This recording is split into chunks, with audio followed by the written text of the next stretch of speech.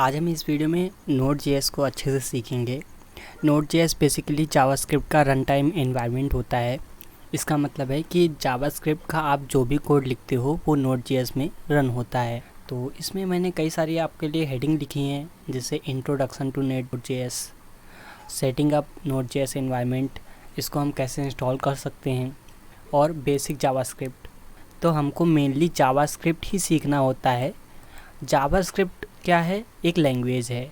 Node.js क्या है? एक रन टाइम एनवायरनमेंट है जो कि जावास्क्रिप्ट को रन करता है सर्वर साइड पे।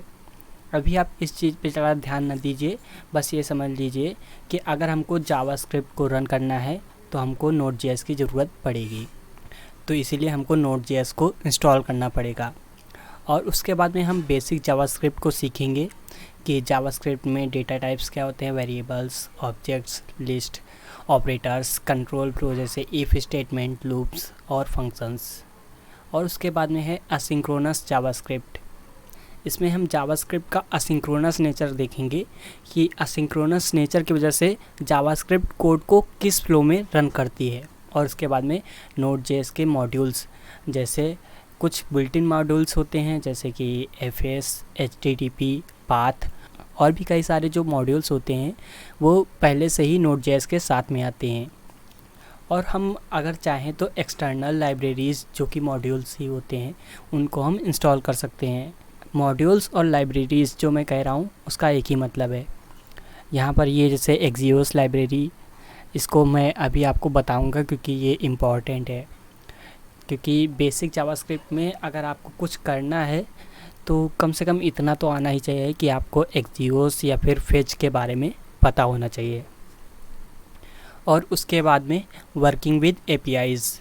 वर्किंग विद APIs में जैसे यहाँ पर मैंने ये मॉड्यूल इंस्टॉल करने के बारे में बताया था कि Axios कैसे इंस्टॉल होगा, तो उसके बाद में मैं आपको बताऊँगा कि उसको यूज़ कैसे करना है, जैसे Axios को कैसे यूज़ करना है या फिर फेच लाइब्रेरी को कैसे यूज़ करना है, और कई सारी चीज़ें उसकी बताऊँगा मैं। तो सबसे पहले है इंट्रोडक्शन टू Node.js। सबसे पहले हम इसको सीखते हैं। तो अब हम यहाँ पर Node.js का इंट्रोडक्शन देखने जा रहे हैं। सबसे पहली बात, जो Node.js होता है वो जावास्क्रिप्ट के लिए एक रन टाइम एनवायरनमेंट होता है जिसमें जावास्क्रिप्ट कोड रन होता है। दूसरा कि ये फास्ट लैंग्वेज होती है। हालांकि C++ ऐसी कुछ जो लो लेवल लैंग्वेजेस होती हैं उनसे ज़्यादा ये फास्ट नहीं होती है, लेकिन पाइथन और भी कई सारी जो लैंग्वेजेस होती हैं उनसे ये फास्ट होती है। और इसीलिए वेब डेवलपमेंट में इसका ज़्यादातर यूज़ होता है, क्योंकि पाइथन जो लैंग्वेज होती है वो इतनी ज़्यादा फास्ट नहीं होती है, लेकिन इससे थोड़ा इजी होती है। बट इसमें जो फीचर्स होते हैं Node.js के वो बहुत ही ज़्यादा अच्छे होते हैं, क्योंकि ये जावास्क्रिप्ट है जो कि फ्रंट एंड पे भी रन होती है, तो इसीलिए ये ज़्यादा फीचर्स उससे प्रोवाइड कर पाती है। और तीसरा पॉइंट इसका है ईज़ी टू लर्न। इसको आप C++ ऐसी कई सारी लैंग्वेजेस जैसे जावा, इन सब के मुकाबले में इसको बहुत ही आसानी से सीख सकते हैं। उनसे सबसे बहुत ज़्यादा इजी है, क्योंकि इसमें जो टाइप्स होते हैं, डेटा टाइप्स, वो डायनेमिक होते हैं। मतलब ये अपने आप ही टाइप्स कन्वर्जन कर लेती है। इसको मैं आपको अभी डिटेल में बताऊंगा कि ये टाइप्स क्या होते हैं, और ये सब चीज़ें मैं आपको बताऊंगा। और उसके बाद में है इसका async nature. JavaScript asynchronous nature वाली लैंग्वेज है, तो इसको मैं आपको अभी डिटेल में बताऊंगा। और उसके बाद में इसके यूजेस, जैसे आप इसको वेबसाइट डेवलपमेंट में यूज़ कर सकते हैं। ज़्यादातर इसका वेबसाइट डेवलपमेंट में ही यूज़ होता है। और उसके बाद में इसको आप ऐप्स बनाने में यूज़ ले सकते हैं, जैसे एंड्रॉयड और iOS। अगर आपको अपनी ऐप एंड्रॉयड और iOS दोनों में बनानी है, लेकिन आपको दो बार कोड सबके लिए अलग अलग नहीं लिखना है, तब आप ऐसा करोगे कि आप इसका यूज़ कर सकते हो। Node.js का यूज़ करके आप दोनों के लिए एक ही टाइम पर ऐप बना सकते हो। और उसके बाद में है AIML। आप इसको AIML में भी यूज़ कर सकते हो, लेकिन ज़्यादातर AIML के लिए पाइथन को यूज़ किया जाता है, क्योंकि उसमें सबसे ज़्यादा लाइब्रेरीज़ पाइथन में अवेलेबल होती हैं। और उसके बाद में बॉट डेवलपमेंट, आप किसी भी तरह के बॉट का डेवलपमेंट इससे कर सकते हो, और मैं आपको इससे टेलीग्राम बॉट बनाना सिखाऊंगा। इस वीडियो के बाद में मैं आपको वो सीरीज़ दूंगा। और भी कई सारे इसके प्रयोग हैं। आप इसको मल्टीपर्पज़ लैंग्वेज बोल सकते हो, क्योंकि ये हर एक काम में यूज़ हो जाती है। और इसकी एक ख़ास बात ये रहती है कि जब आप वेबसाइट डेवलपमेंट करते हो तो इसको इतना ज़्यादा कोई रिसोर्स की ज़रूरत नहीं होती है, जैसे आपका रैम या फिर सीपीयू। अगर आपका पाइथन जो है वो ज़्यादा रैम या फिर सीपीयू ले रहा है, एक जैसे ई कॉमर्स की वेबसाइट आप बना रहे हो, तो वही वेबसाइट अगर आप पाइथन में बनाओगे तो वो ज़्यादा रैम या फिर सीपीयू का यूज़ करेगा। और वही ऐप अगर आप नोड.जेएस में बनाते हो तो ये उससे कम रिसोर्स यूटिलाइज़ करेगा। और उसके बाद में ये लास्ट पॉइंट है डायनेमिक, यानी ये जो लैंग्वेज होती है ये डायनेमिक डेटा टाइप की होती है, यानी ये बहुत ही ज़्यादा इजी होती है। ये अपने आप डायनेमिकली डेटा टाइप सिलेक्ट कर लेती है, वो भी जब ये रन हो रही होती है। आपको एक्सप्लिसिटली ये बताने की ज़रूरत नहीं कि ये किस तरह का डेटा टाइप है, मैं इसको अभी आपको अच्छे से एक्सप्लेन करूँगा। तो अब हम देखेंगे कि नोड.जेएस को हम अपने लैपटॉप या फिर कंप्यूटर में इंस्टॉल कैसे कर सकते हैं। हम यहाँ पर नोड.जेएस को इंस्टॉल करेंगे और भी कई सारी चीज़ें करेंगे, जैसे कि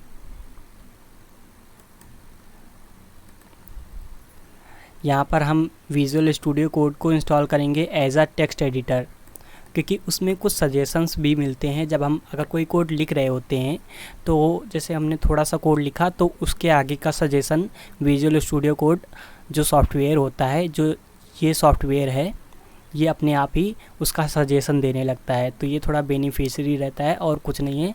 आप चाहे तो टेक्स्ट एडिटर कोई भी यूज़ कर सकते हैं, नोटपैड का यूज़ कर सकते हैं, और भी जो आपका मन हो कोई भी आईडीई आप यूज़ कर सकते हैं। आईडीई मतलब कि यही जो टेक्स्ट एडिटर है। मैं वीएस कोड का यूज़ कर रहा हूँ, ये एक बहुत ही अच्छी आईडीई है जो कि माइक्रोसॉफ्ट के द्वारा है, तो इसको ही मैं डाउनलोड करूँगा और यूज़ करूँगा। और उसके बाद में है नोड.जेएस को इंस्टॉल करना, क्योंकि हम जावास्क्रिप्ट को सर्वर साइड पे रन करना चाहते हैं, यानी अपने लैपटॉप में रन करना चाहते हैं, ना कि किसी ब्राउज़र में। जो ब्राउज़र में जावास्क्रिप्ट रन होती है वो फ्रंट एंड जावास्क्रिप्ट होती है और वो सिर्फ ब्राउज़र में ही रन हो सकती है, लेकिन हमको अपने लैपटॉप या फिर कंप्यूटर में जावास्क्रिप्ट को रन करना है, इसलिए हमको नोड.जेएस एनवायरनमेंट की ज़रूरत पड़ेगी। तो हम यहाँ से इस लिंक से नोड.जेएस को इंस्टॉल कर सकते हैं, या फिर हम यहाँ पर ब्राउज़र में जा कर के, जैसे हम विजुअल स्टूडियो कोड सबसे पहले तो डाउनलोड करना पड़ेगा, तो हम यहाँ पर वीएस कोड डाउनलोड लिखेंगे और इसको एंटर करेंगे। विजुअल स्टूडियो कोड की साइट पर जा कर के ये डायरेक्ट लिंक आप ओपन कर सकते हो और यहाँ पर आपको डाउनलोड का दिख जाएगा कि आप यहाँ से जैसे विंडोज़ के लिए डाउनलोड करना चाहते हैं। मेरा तो विंडोज़ ही है, अभी मैं विंडोज़ यूज़ कर रहा हूँ, तो मैं यहाँ से विंडोज़ के लिए डाउनलोड कर सकता हूँ। आप अगर लिनक्स यूज़ कर रहे हैं तो लिनक्स में डेबियन या फिर उबंटू के लिए ये डाउनलोड कर सकते हैं, और रेड हैट और फेडोरा के लिए आप इससे डाउनलोड कर सकते हैं। मैक ओएस के लिए यहाँ पर ये दिया हुआ है, तो हमें इस पर क्लिक करना है और ये डाउनलोड हो जाएगा। और बस इसको आपको जैसे ही ये डाउनलोड हो जाए तो यहाँ पर जैसे आपको डाउनलोड फाइल दिखेगी आपके किसी भी ब्राउज़र में, तो उसको आपको एग्जीक्यूट कर देना है, तो वो अपने आप इंस्टॉल करके ऐसा आपके सामने आइकन दिख जाएगा और इसको आपको क्लिक करके ओपन कर देना है। दूसरा क्या चीज़ हमको डाउनलोड करना है, हमको यहाँ पर नोड.जेएस डाउनलोड लिखना पड़ेगा और एंटर। चाहे तो आप वहाँ पर डायरेक्ट जो मैंने लिंक दिया है ये नोड.जेएस का, इससे आप उसको डाउनलोड कर सकते हैं। तो ये अभी सर्च हो रहा है, तो यहाँ पर आपको इसको डाउनलोड कर लेना है। ये आप डायरेक्ट इसको क्लिक करके डाउनलोड कर सकते हो, या फिर ये साइट के अंदर जा कर के तब आप डाउनलोड कर सकते हो। ये जैसे ही आप इस पर क्लिक करोगे तो ये नोड.जेएस की साइट खुल जाएगी, और थोड़ी देर बाद में ये आपके ओएस को ऑटोमेटिकली डिटेक्ट कर लेगा कि आपका ऑपरेटिंग सिस्टम कौन सा है, उसके हिसाब से ये दिखा देगा। यहाँ पर ये नोड.जेएस का वर्जन है कि अभी जो लेटेस्ट वर्जन है वो 20.12.0 है। आप इसको डाउनलोड करना चाहे, ये लॉन्ग टर्म सपोर्ट के लिए है और ये करेंटली ये लेटेस्ट है, लेकिन आप LTS वर्जन ही इसका इंस्टॉल करना। तो इसको आपको क्लिक कर देना है, और उसके बाद में जैसे मेरा विंडोज़ ऑपरेटिंग सिस्टम है तो मैं विंडोज़ के लिए डाउनलोड करूँगा, और मेरा 64 आर्किटेक्चर पे है तो मैं इसको ही डाउनलोड कर लूँगा, क्योंकि ये ऑटोमेटिकली डिटेक्ट कर लेता है कि आपका कौन सा ऑपरेटिंग सिस्टम है। अब आपको यहाँ पर डाउनलोड नोड.जेएस पे क्लिक करना है, तो ये आपका डाउनलोड होना स्टार्ट हो जाएगा। तो यहाँ पर आप लोग देख सकते हो ये 25.3 MB की फ़ाइल है जो कि डाउनलोड हो रही है। तो मैं इसके डाउनलोड होने तक का वेट कर लेता हूँ। वैसे मेरे कंप्यूटर में पहले से इंस्टॉल है Node.js, लेकिन फिर भी मैं इसको डाउनलोड करके आपको दिखा देता हूँ कि इसको कैसे सेट करेंगे। तो यहाँ पर ये Node.js इंस्टॉल हो चुका है। अब इस पर क्लिक करेंगे, ओपन फाइल। अब आपको यहाँ पर थोड़ा वेट करना है। अब यहाँ पर आपको नेक्स्ट कर देना है और I accept the terms and condition, next. फिर आप जहाँ पर इसको इंस्टॉल करना चाहो, अभी ये सी प्रोग्राम फाइल्स और Node.js इस फोल्डर में इंस्टॉल होगा। इसको आप याद रखना, क्योंकि इसको आपको एनवायरनमेंट वेरिएबल में सेट करना है, जिससे आपके पूरे कंप्यूटर पे Node.js अवेलेबल रहे। नेक्स्ट करना है। आपको यहाँ पर कुछ भी नहीं छेड़ना है और डायरेक्ट नेक्स्ट कर देना है। और यहाँ पर automatically install necessary tools, next. अब इसके बाद में यहाँ पर रेडी टू इंस्टॉल। अभी यहाँ पर सेट हो रहा है, यहाँ पर इसको परमिशन दे देंगे। अब आप यहाँ पर देख सकते हो कि Node.js सक्सेसफुली इंस्टॉल हो चुका है। अब यहाँ पर आपको फिनिश कर देना है और इसको आप कट कर देंगे। अगर आप विंडोज़ में हो तो सबसे पहले यहाँ पर दिस पीसी में आकर के लोकल डिस्क सी इसको ओपन करना है। जैसे मैंने अभी दिखाया था कि जो पाथ इसने यूज़ किया है वही पाथ हम वहाँ तक इसमें Node.js के प्रोग्राम तक जाएंगे। प्रोग्राम फाइल्स, यहाँ पर आपको Node.js फोल्डर को सर्च करना है। ये देखो आपका Node.js फोल्डर, इस पे जाना है। यहाँ पर ये डायरेक्टली आपको ये Node.js का मिल जाएगा। तो आपको इसका पाथ कॉपी कर लेना है। जहाँ पर आपको ये नोड मिल जाए, ये नोड एप्लीकेशन जो मिल जाए, तो इसका पाथ आपको कॉपी कर लेना है और सर्च करना है एनवायरनमेंट वेरिएबल।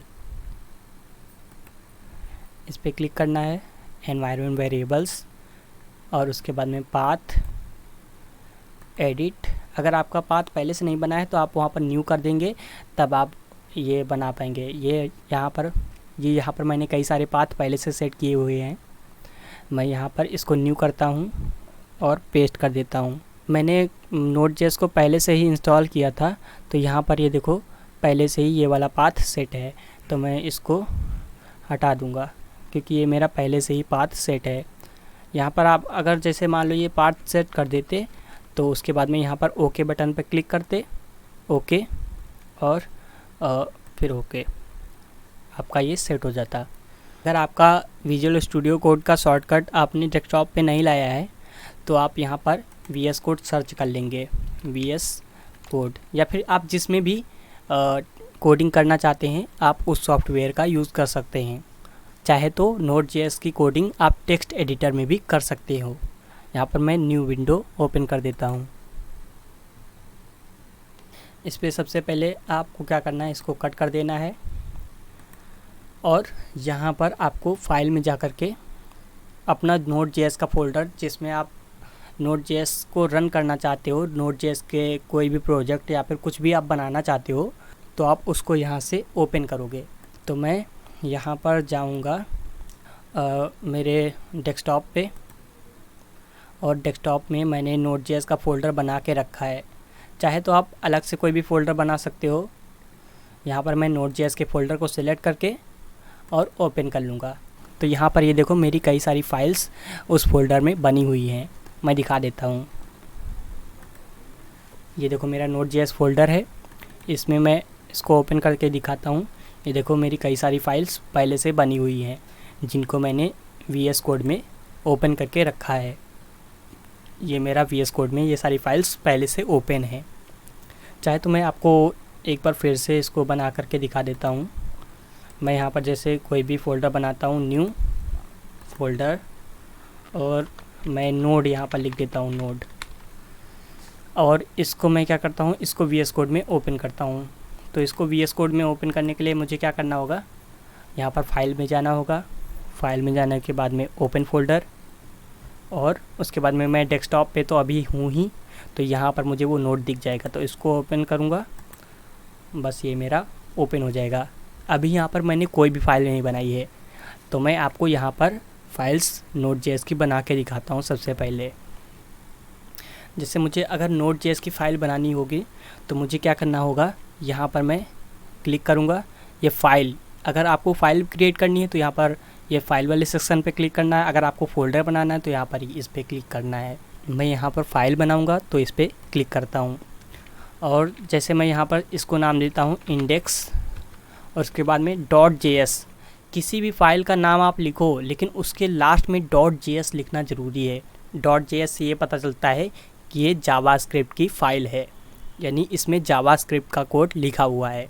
इसको एंटर करोगे, अब यहाँ से जो भी आप कोड लिखोगे वो जावास्क्रिप्ट का कोड होगा। तो जैसे मैं यहाँ पर जावास्क्रिप्ट का एक बेसिक फंक्शन है या फिर फंक्शनलिटी जो भी आप समझो, अभी के लिए console.log, इसके अंदर आप जो भी लिखोगे वो आपके टर्मिनल पे शो हो जाएगा। तो यहाँ पर मैं जैसे जय श्री गणेश लिखता हूँ। अब इसको सेव करना है, आपको सेव करना ज़रूरी है, Ctrl+S से इसको सेव कर देना, नहीं तो आपका ये रन नहीं करेगा। अब यहाँ पर आप कोड रनर का यूज़ कर सकते हो, एक एक्सटेंशन होती है, या तो फिर आप डायरेक्टली यहाँ पर जाओगे, यहाँ पर आपको यहाँ पर डायरेक्टली शायद टर्मिनल दिख भी जाए, मैंने इसको जूम करके रखा है इसीलिए टर्मिनल यहाँ पे दिख रहा है। टर्मिनल पे जा करके न्यू टर्मिनल करना है और ये आपके लिए टर्मिनल ओपन हो जाएगा। यहाँ से आप node-v करके आप देख सकते हो कि आपका Node.js इंस्टॉल है कि नहीं। अगर Node.js इंस्टॉल नहीं होगा तो वो एरर शो करेगा, वरना यहाँ पर आप लोग देख सकते हो वर्जन 20.12 जो कि Node.js का मैंने अभी इंस्टॉल किया था। अब मुझे जैसे इस फाइल को रन करनी है, सबसे पहले मुझे देख लेना है कि मैं क्या करंटली इसी फोल्डर में हूँ। ये जो Node.js देखो, डेस्कटॉप के अंदर नोड का फोल्डर था, डेस्कटॉप जो था उसके अंदर नोड, और उसी के अंदर नोड के ये जो नोड फोल्डर है इसके अंदर मैंने index.js फाइल बनाई है। मतलब अभी मैं नोड वाले फ़ोल्डर के अंदर हूँ, ये नोड के फ़ोल्डर के अंदर हूँ। तो अब मैं यहाँ पर क्या कर सकता हूँ, ये index.js फाइल को यहाँ से डायरेक्टली एक्सेस कर सकता हूँ और इसको रन कर सकता हूँ। तो इसको रन करने के लिए मैं यहाँ पर लिखूँगा नोड और उसके बाद में फ़ाइल का नाम, जैसे मुझे इस फाइल को रन करना है तो यहाँ पर लिख दूँगा index.js और एंटर करूँगा। तो आप यहाँ पर देख सकते हो जय श्री गणेश लिखा हुआ आ गया, जो मैंने यहाँ पर इसके अंदर लिखा था। आप यहाँ पर कुछ और भी लिख सकते हो, जैसे कि मैं अगर जय श्री गणेश के बजाय हेलो लिखना चाहूँ तो अब इसको Ctrl+S से सेव करना पड़ेगा। देखो ये जो वाइट स्पेस जो आ रहा है ना, ये बताता है कि अभी आपने इसको सेव नहीं किया है। जब तक आप इसको सेव नहीं करोगे तब तक ये आउटपुट में वही दिखाएगा। जैसे मैंने यहाँ पर नोड index.js लिखा तो अभी भी देखो यहाँ पर जय श्री गणेश दिखा रहा है, क्योंकि ये जो पहले मेरा था वही दिखाएगा, क्योंकि मैंने अभी जो चेंजेस हुए हैं इस फाइल में ये जो चेंजेस हुए हैं मैंने इसको सेव ही नहीं किया है, तो ये वही चीज़ दिखाएगा जो पहले था। अब मुझे इसको Ctrl+S से सेव करना पड़ेगा। जैसे ही मैंने इसको सेव किया, अब मैं यहाँ पर इसको रन करूँगा नोड index.js तो ये हेलो लिखेगा। तो आप लोग यहाँ पर समझ गए होंगे कि अगर मुझे किसी भी चीज़ को प्रिंट करना है, यानी किसी भी चीज़ को टर्मिनल पे शो करना है, तो उसको मुझे console.log इसके अंदर लिखना पड़ेगा। ये ब्रैकेट्स होते हैं, इसमें ब्रैकेट लगा करके इसके अंदर लिखना होता है। अब यहाँ पर मैं जैसे अगर कोई नंबर प्रिंट करना चाहूँ, जैसे 20 को मैं अगर प्रिंट करना चाहूँ तो मुझे पहले इसको सेव करना पड़ेगा। उसके बाद में यहाँ पर नोड index.js, ये देखो 20 प्रिंट हो गया है। अच्छा, ये 20 जो है वो येलो कलर से प्रिंट हुआ और ये जो हेलो था ये वाइट कलर से प्रिंट हुआ। ऐसा क्यों? ऐसा VS कोड के कारण है कि ये जो नंबर होता है ना, नंबर को ये इस कलर से शो कर रहा है, और जो स्ट्रिंग में अभी आपको बताऊंगा, ठीक है, ये VS कोड स्ट्रिंग को ऐसे शो कर रहा है। तो इसका मतलब ये कोई और चीज़ है और ये कोई और चीज़ है। तो ये क्या चीज़ है, चलो इनके बारे में जानते हैं। तो अब हम यहाँ पर अपना जो मेन टॉपिक है, जो कि जावास्क्रिप्ट को हमको सीखना था, उसको हम यहाँ पर सीखना स्टार्ट करेंगे।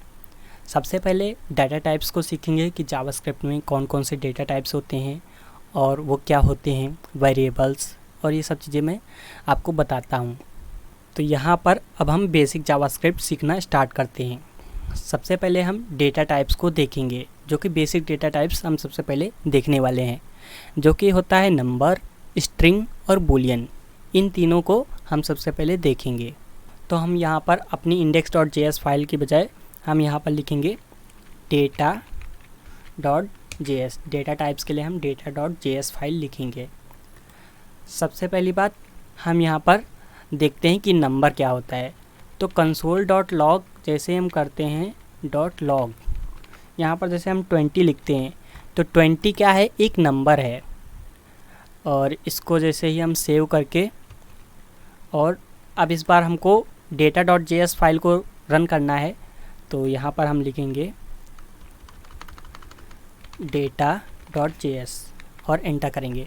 तो यहाँ पर ये इसने 20 दिखा दिया, ये नंबर को प्रिंट कर दिया। अगर हम यहाँ पर 2000 को प्रिंट करना चाहें और सेव करके इसको रन करें तो ये 2000 को प्रिंट कर देगा। अगर इसको हम ये जो इन्वर्टेड कॉमास होते हैं इनके अंदर रन करना चाहें, इनके अंदर लिख के तब इसको रन करें, तब भी इसने प्रिंट किया। बट इस बार इसने कलर इसका चेंज कर दिया। क्यों? क्योंकि इस बार इसको ये एज अ नंबर ट्रीट नहीं कर रहा है, इसको ये एज अ लेटर्स ट्रीट कर रहा है। ये दो लेटर है, ये 0 लेटर है, ये 0। अब जैसे इसके अंदर मैं कुछ भी लिख दूँ, जैसे ABCD कुछ भी लिख दूँ और उसके बाद सेव करके इसको रन करूँ तो देखो ये भी वैसा ही है। देखो जो ये इन्वर्टेड कॉमास के अंदर चीज़ होती है इसको स्ट्रिंग बोलते हैं। स्ट्रिंग का मतलब होता है कोई भी टेक्स्ट तो आप जानते होगे, टेक्स्ट को आप इसके अंदर लिखते हो। ये इन्वर्टेड कॉमा, आप सिंगल कॉमा भी यहाँ पर लगा सकते हो, जैसे ये ऐसे करके, लेकिन इधर भी आपको फिर सिंगल कॉमा ही लगाना होगा, यानी दोनों तरफ आपका सिंगल कॉमा होना चाहिए, ये सिंगल इन्वर्टेड कॉमा।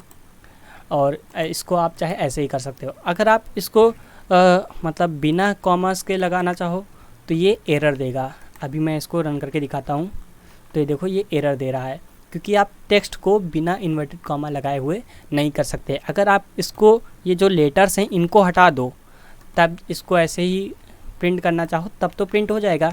तब इसको जानता है कि ये नंबर है तो है, ठीक है, ये नंबर है तो इसको नंबर को आसानी से प्रिंट कर देगा। लेकिन अगर आपको इसको टेक्स्ट बनाना है तो टेक्स्ट बनाने के लिए यानी स्ट्रिंग बनाने के लिए इसको आपको ये डबल इन्वर्टेड कॉमा के अंदर रखना पड़ता है।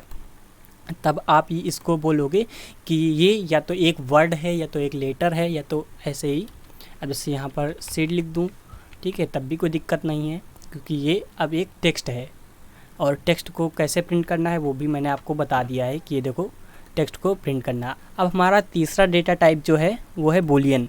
बूलियन में क्या होता है, या तो ट्रू होता है या तो फॉल्स होता है। ये दो वैल्यूज़ प्रिंट कर सकते हैं। जैसे मैं यहाँ पर ट्रू लिख दिया तो इसको प्रिंट करूँगा तो ट्रू प्रिंट हो गया। और उसके बाद में अगर मैं फॉल्स को प्रिंट करना चाहूँ तो फॉल्स को प्रिंट कर सकता हूँ। इसको सेव करूँगा और यहाँ पर प्रिंट करूँगा। अगर आपको इसके नोट्स बनाना है तो आप इसके नोट्स बना सकते हो, वरना मैं आपको इसके नोट्स बना करके दे दूँगा डिस्क्रिप्शन में। तो अभी आपने ये 3 बेसिक डेटा टाइप्स देखे, अब इनका यूज़ देख लेते हैं। सबसे पहले अगर आप जैसे यहाँ पर 3 और +5 करोगे, ये दोनों नंबर हैं, तो नंबर क्या होंगे, वो जुड़ सकते हैं। 3 और 5 कितना होता है, 8 होता है। तो यहाँ पर ये जुड़ के कितना आ जाएगा, 8 आ जाएगा। लेकिन अगर यही आप इसको क्या कर दो कि एक टेक्स्ट बना दो, यानी एक स्ट्रिंग बना दो, इसको आप लिख दो कि 3 और 3 + 5 अगर इसको करना चाहो तब देखते हैं कि क्या होता है। तब यहाँ पर आप लोग देख सकते हो ये 3 और 5 अलग ही अलग प्रिंट हुए हैं। ये दोनों एक दूसरे में कॉन्कैट हो गए हैं, यानी 3 के बाद में 5, ये समझो कि एक टेक्स्ट ही बन गया है। ये जैसे 3 टेक्स्ट है वैसे ही 5 इसमें जुड़ा नहीं, ये 3 5 जुड़ के 8 नहीं हुए हैं, ये 3 5 एक दूसरे में जुड़ के एक टेक्स्ट बन गए, यानी 35। यहाँ पर ये जो 35 है ये एक 35 एक टेक्स्ट है। और यहाँ पर भी अगर आप ऐसा ही कर दो तो तब भी कोई दिक्कत नहीं, फिर भी वो वैसा ही रहे, 3 5 ही प्रिंट होगा। ये देखो 3 5 ही प्रिंट हुआ। अब जैसे यहाँ पर सीड लिखा है और सीड उसके बाद एक स्पेस और ये 5। अब इसको अगर प्रिंट करना चाहो तो ये देखो सीड 5 स्पेस के साथ में यहाँ तक स्पेस और सीड लिखा था, जैसा जैसा ये लिखा था और उसके साथ में ये प्लस यानी कॉन्कैट कर दिया इसको। अभी आगे बताऊंगा कि ट्रू फॉल्स आप किस चीज़ में यूज़ करते हो। तो आपने अभी तक इतना देखा, मैंने अभी आपको ये जो प्लस ऑपरेटर दिखाया है इसके बारे में भी बताऊंगा। अब हम देखते हैं वेरिएबल्स एंड कॉन्स्टेंट्स ये सब क्या होते हैं। लेट, वेयर और कॉन्स्ट ये कीवर्ड्स किस लिए यूज़ होते हैं। लेट का मतलब तो आप लोग सब जानते होंगे कि लेट का मतलब हिंदी में क्या होता है। लेट मतलब होता है कि मानना। हम ए को मानते हैं, जैसे हमने लेट ए बराबर 3 कर दिया, ठीक है। तो हम यहाँ पर ये कह रहे हैं कि हम ये मान रहे हैं कि ए जो है वो 3 के बराबर है, ठीक। अब हम इसको प्रिंट करें, अगर console.log हमने बताया था कि अगर हमको किसी भी चीज़ को शो करना है तो हमको उसको ये console.log के अंदर लिखना होता है। तो हमने ये ए को शो करना चाहा। अब हम यहाँ पर इसको सेव करके और इसको रन करेंगे तो ये देखो आप 3 प्रिंट हो गया और इस बार येलो में प्रिंट हुआ। इसका मतलब ये क्या है, अभी नंबर है, कोई टेक्स्ट यानी स्ट्रिंग नहीं है। क्योंकि मैंने यहाँ पर देखो ये इसके आगे पीछे कोई भी इन्वर्टेड कॉमा नहीं लगाया है। तो हमने यहाँ पर ए को 3 माना था और ऐसे ही अगर हम लेट बी मान लें 4, बी को हमने 4 मान लिया तो अब ए और बी को अगर प्लस करके यहाँ पर शो करना चाहे तो कितना आएगा। ए में कितना है 3 है, बी में कितना है 4 है, और ए और बी को अगर हम प्लस करके प्रिंट करें तो कितना आएगा 3 और 4 कितना आना चाहिए 7 आ गया ना। अब यहाँ पर हम ये करते हैं, हमने एक कीवर्ड देख लिया लेट। अब हम देखते हैं वेयर। जैसे मैंने यहाँ पर लेट यूज़ किया वैसे ही एक वेयर भी होता है, इसको भी हम वेयर कर देते हैं। देखते हैं अब क्या फ़र्क पड़ता है।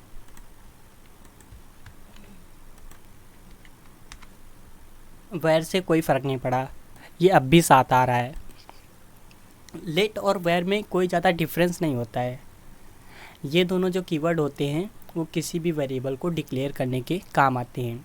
हाँ, इसमें कुछ डिफरेंस होता है जो कि मैं आपको या तो थोड़ी देर बाद में इसी वीडियो में बताऊंगा या तो इस वीडियो में आपको ये मैं नहीं बताऊंगा क्योंकि इससे वीडियो फालतू में लॉन्ग होगा। इसमें कोई ज़्यादा डिफरेंस नहीं होता है। हालांकि वेयर जो कीवर्ड होता है वो अब यूज़ नहीं होता है। ये किसी भी वेरिएबल को ग्लोबली यानी हर जगह से एक्सेस होने योग्य डिक्लेयर कर देता है, और जो लेट होता है वो एक स्पेशल स्कोप में किसी भी चीज़ को डिक्लेयर करता है। जैसे अगर आप एक स्कोप बना देते हो, जैसे एक फंक्शन बनाते हो तो फंक्शन के अंदर इसको रखते हो तो वो फंक्शन तक ही ए की वैल्यू को 3 रखेगा और उसके बाहर आप उसको एक्सेस करोगे तो वो नहीं 3 प्रिंट करेगा। ये चीज़ मैं आपको या तो बाद में बताऊंगा या तो फिर इसको अभी के लिए हटा देते हैं क्योंकि ये आपके बेसिक के लिए कोई इतना ज़्यादा इम्पॉर्टेंट नहीं है। तो अभी हमने देखा कि लेट कीवर्ड और वेयर कीवर्ड क्या होते हैं। लेट कीवर्ड से आप किसी भी चीज़ को बता देते हो कि ये ए जो है वो 3 के बराबर है या फिर ए जो है वो 10 के बराबर है। जैसे यहाँ पर अब मैंने इसको ए को 10 के बराबर कर दिया तो 10 यहाँ पर ए में कौन सी वैल्यू है 10 है और बी में क्या है 4 है, तो 10 और 4 कितना हो जाएगा 14। तो 14 यहाँ पर प्रिंट हो जाएगा। और अगर मैं अब इसको यहाँ पर क्या करूँ, एक टेक्स्ट असाइन करूँ। यहाँ पर अभी तो मैंने इसको नंबर बोला था, नंबर में इसको दिया था, बी को एक नंबर असाइन किया था। लेकिन अगर मैं यहाँ पर टेक्स्ट असाइन कर दूँ जैसे कि सीड, तो अब ए जो है वो नंबर है और बी जो है वो टेक्स्ट है, तो नंबर और टेक्स्ट क्या हो जाएंगे कॉन्कैट हो जाएंगे, ना कि जुड़ते हैं। तो ए और बी अब कॉन्कैट होके 10 सीड लिख जाएगा, जैसे कि मैंने आपको अभी दिखाया था। ये देखो 10 सीड लिख गया है, एक टेक्स्ट होता है, ठीक है। ये नंबर का टाइप है और ये जो है वो टेक्स्ट टाइप का है। तो आप लोग टेक्स्ट टाइप यानी स्ट्रिंग जिसको कहते हैं प्रोग्रामिंग लैंग्वेज की भाषा में इसको स्ट्रिंग बोलते हैं। स्ट्रिंग आप समझ गए होगे और नंबर आप समझ गए होगे। और अब मैं आपको दिखाता हूँ बूलियन। जैसे मैं यहाँ पर बूलियन ट्रू को प्लस करूँ किसी एक नंबर के साथ में, जैसे मैं यहाँ पर 2 के साथ में ट्रू को प्रिंट करना चाहूँ तो क्या होगा, तो देखते हैं ट्रू + 2, तो यहाँ पर ये 3 हो गया। ट्रू की वैल्यू क्या होती है, 1 होती है। अब यहाँ पर मैं फॉल्स को अगर करना चाहूँ, फॉल्स प्लस 2, तब देखते हैं क्या होता है। तो यहाँ पर ये 2 आया, मतलब फॉल्स की वैल्यू क्या होती है, 0 होती है। अब हमारा तीसरा जो कीवर्ड था कॉन्स्ट, उसको देख लेते हैं। जैसे कॉन्स्ट ए बराबर, अगर हम यहाँ पर 3 लिख दें और कॉन्स्ट बी बराबर 4 लिख दें। अब इनको वैसे ही प्रिंट करें, ए प्लस बी। अब देखते हैं क्या होता है। अब भी वही 7 आया, मतलब कॉन्स्ट या फिर लेट या फिर वेर किसी को भी यूज़ करोगे आंसर वही आना है। तो डिफरेंस क्या है इनमें, अब मैं आपको इन तीनों में डिफरेंस बताता हूँ। जैसे मैं यहाँ पे लिख देता हूँ ए बराबर 4 कर देता हूँ, तो पहले ए में 3 था, फिर मैंने इसको 4 कर दिया। अब ये 4 इसमें ए में हो जाना चाहिए, ए में ए की वैल्यू क्या हो जानी चाहिए, 4, और बी की वैल्यू 4 हो जानी चाहिए। 4 और 4 प्रिंट होना चाहिए। देखते हैं क्या होता है। अभी देखो ये एरर दे रहा है। एरर क्यों दे रहा है, क्योंकि ये कॉन्स्ट का मतलब है कि ये जो ए आपने डिक्लेयर किया है, ये जो आपने ए बनाया है वो कांस्टेंट है, यानी इसमें अब आप कोई भी वैल्यू असाइन नहीं कर सकते। ये ए की वैल्यू आपने 3 एक बार बता दिया, तो इसका मतलब आप इसको दोबारा कुछ भी चेंज नहीं करोगे, आप इसको 3 ही रहने दोगे। और यहाँ पर अगर मैं यही चीज़ अगर लेट कर देता, तो लेट क्या होता है, ये वेरिएबल हो जाता है। वेरिएबल मतलब कि इसमें कोई भी वैल्यू आ सकती है। वेरिएबल मतलब वेरी करेगा। ए में अभी 3 है, फिर ए में मैंने 4 कर दिया। देखो एक बार आपको लेट कीवर्ड से डिक्लेयर कर देना होता है किसी भी चीज़ को। जैसे यहाँ पर मैंने ए को डिक्लेयर किया है, फिर उसके बाद में आप उसके पहले लेट लगाने की आपको ज़रूरत नहीं है। अगर आप उसके बाद में फिर से लेट लगाओगे तो वो गलत हो जाएगा।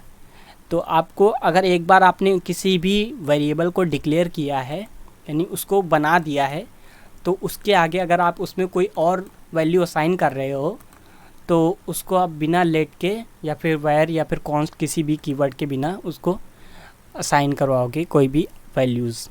तो अब मैं इसको अगर प्रिंट करूं, तो ये देखो यहाँ पर 8 आ गया। ये ए की वैल्यू 4, बी की वैल्यू 4, ए प्लस बी 4 4 8 हो गया। तो ये होते हैं हमारे लेट, कॉन्स्ट और वेर कीवर्ड्स। यहाँ पर आप कॉन्स्ट में कोई भी स्ट्रिंग भी दे सकते हो, दिस इज़ कॉन्स्टेंट, और इसको मैं अगर प्रिंट करना चाहूँ, अभी ए में क्या है, 4 है, और इसमें बी में क्या है, बी में एक टेक्स्ट है यानी स्ट्रिंग है। इनका जब प्लस होगा तो क्या होगा, ये दोनों प्लस थोड़ा ना होते हैं, ये 4 इसके पहले आ जाएगा बस। तो यहाँ पर ये देखो 4 दिस इज़ कांस्टेंट, क्योंकि ये कोई नंबर तो है नहीं जो इसमें जुड़ जाएगा। आपको Node.js के बारे में भी पता चल गया है, जावास्क्रिप्ट के बारे में पता चल गया है, उसमें किसी भी चीज़ को शो कैसे करना है उसके बारे में पता चल गया है, वेरिएबल्स के बारे में पता चल गया है, कांस्टेंट के बारे में पता चल गया है, और डेटा टाइप्स के बारे में भी पता चल गया है कि ये स्ट्रिंग डेटा टाइप का है यानी टेक्स्ट है, ये नंबर डेटा टाइप है, और मैंने अभी आपको दिखाया था ट्रू या फिर फॉल्स जो होता है वो बूलियन डेटा टाइप्स होता है। अब हम देखते हैं ऑब्जेक्ट्स एंड लिस्ट। ये जो है ये आपका मेन इम्पॉर्टेंट है, इसको आपको बहुत अच्छे से ध्यान देना है। वैसे ये आपको थोड़ा हार्ड लग सकता है, लेकिन मैं आपको इसको अच्छे से समझाने की कोशिश करूँगा। तो यहाँ पर मैं object.js नाम से फ़ाइल बनाऊँगा, और यहाँ पर मैं आपको एक ऑब्जेक्ट बना के दिखाता हूँ। सबसे पहले तो मैं लेट ए बराबर सीड कर देता हूँ, ठीक है। ए की वैल्यू क्या हो गई है, सीड हो गई है। अब इसको मैं console.log कर देता हूँ, यानी शो करने के लिए, जिससे टर्मिनल में ये वैल्यू ए की जो भी वैल्यू हो वो प्रिंट हो जाए। तो मुझे अब object.js को रन करना पड़ेगा, तो मैं इसको हटा करके object.js को रन करूँगा। तो यहाँ पर आप लोग देख सकते हो अभी ये सीड प्रिंट कर रहा है, क्योंकि मैंने ए में सीड को असाइन किया है, तो ये सीड को ही प्रिंट करेगा।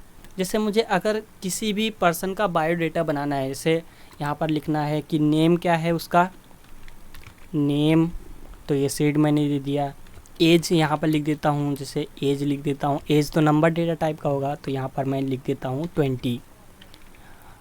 और रोल नंबर लिख देता हूँ, रोल नंबर भी नंबर टाइप का होगा, रोल नंबर, और इसको मैं दे देता हूँ 2। अब यही चीज़ मुझे अगर किसी दूसरे की बनानी हो, अभी तो मैंने ये सीट के लिए सारी चीज़ डिफ़ाइन कर दी, अब मुझे जैसे बनानी है शिव के लिए, तो मैं अगर शिव के लिए बनाऊँगा तो ये देखो ये चीज़ पहले से ही आ गई, ये एरर्स आ गई। क्यों आ गई? क्योंकि आप नेम वेरिएबल को दोबारा डिफ़ाइन नहीं कर सकते हो, नेम पहले से ही यहाँ पर डिफ़ाइन है। यहाँ पर लेट के बजाय आपको उसको या तो फिर चेंज करना पड़ेगा, जो भी उसमें पहले से वैल्यू है यहाँ पर लेट हटा दोगे तो ये सीड जो भी था उसको आप चेंज करके आप यहाँ पर अगर शिव करोगे तो ये नेम में शिव आ जाएगा। मतलब कि यहाँ पर जो भी वैल्यू प्रिंट होगी वो शिव होगा नेम में, ना कि जो आपका ये सीड था। तो इस चीज़ को कैसे, इस प्रॉब्लम को कैसे सॉल्व करेंगे? तो इसके लिए हम ऑब्जेक्ट का यूज़ कर सकते हैं जो कि जावास्क्रिप्ट में अवेलेबल होते हैं।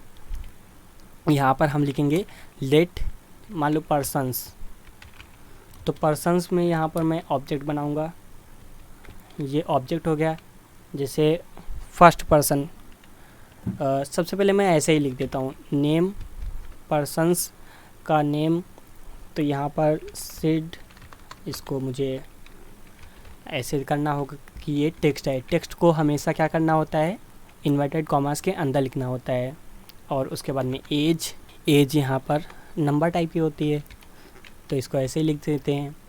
और उसके बाद में यहाँ पर रोल नंबर, रोल नंबर 2, तो यहाँ पर मैं इसको पर्सन की बजाय सीड लिख देता हूँ कि मतलब ये सीड के लिए ऑब्जेक्ट है।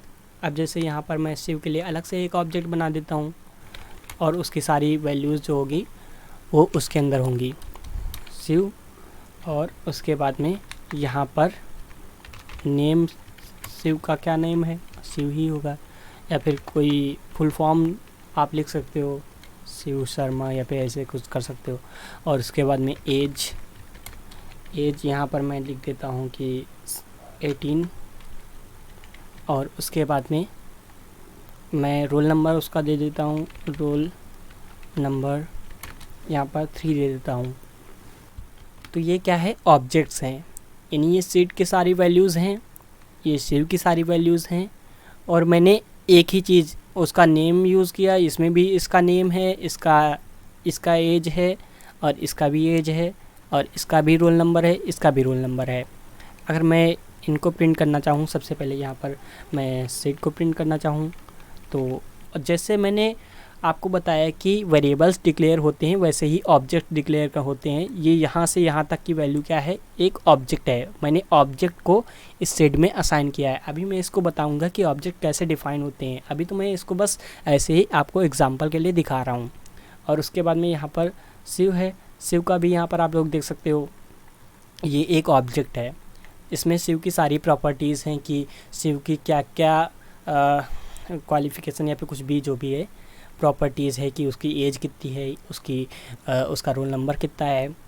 अब यहाँ पर मैं सीड को सबसे पहले प्रिंट कर देता हूँ या फिर और दूसरे नंबर पे यहाँ पर मैं शिव को प्रिंट कर देता हूँ और इसको सेव करूँगा। आप देखते हैं कि ये दोनों क्या प्रिंट होते हैं।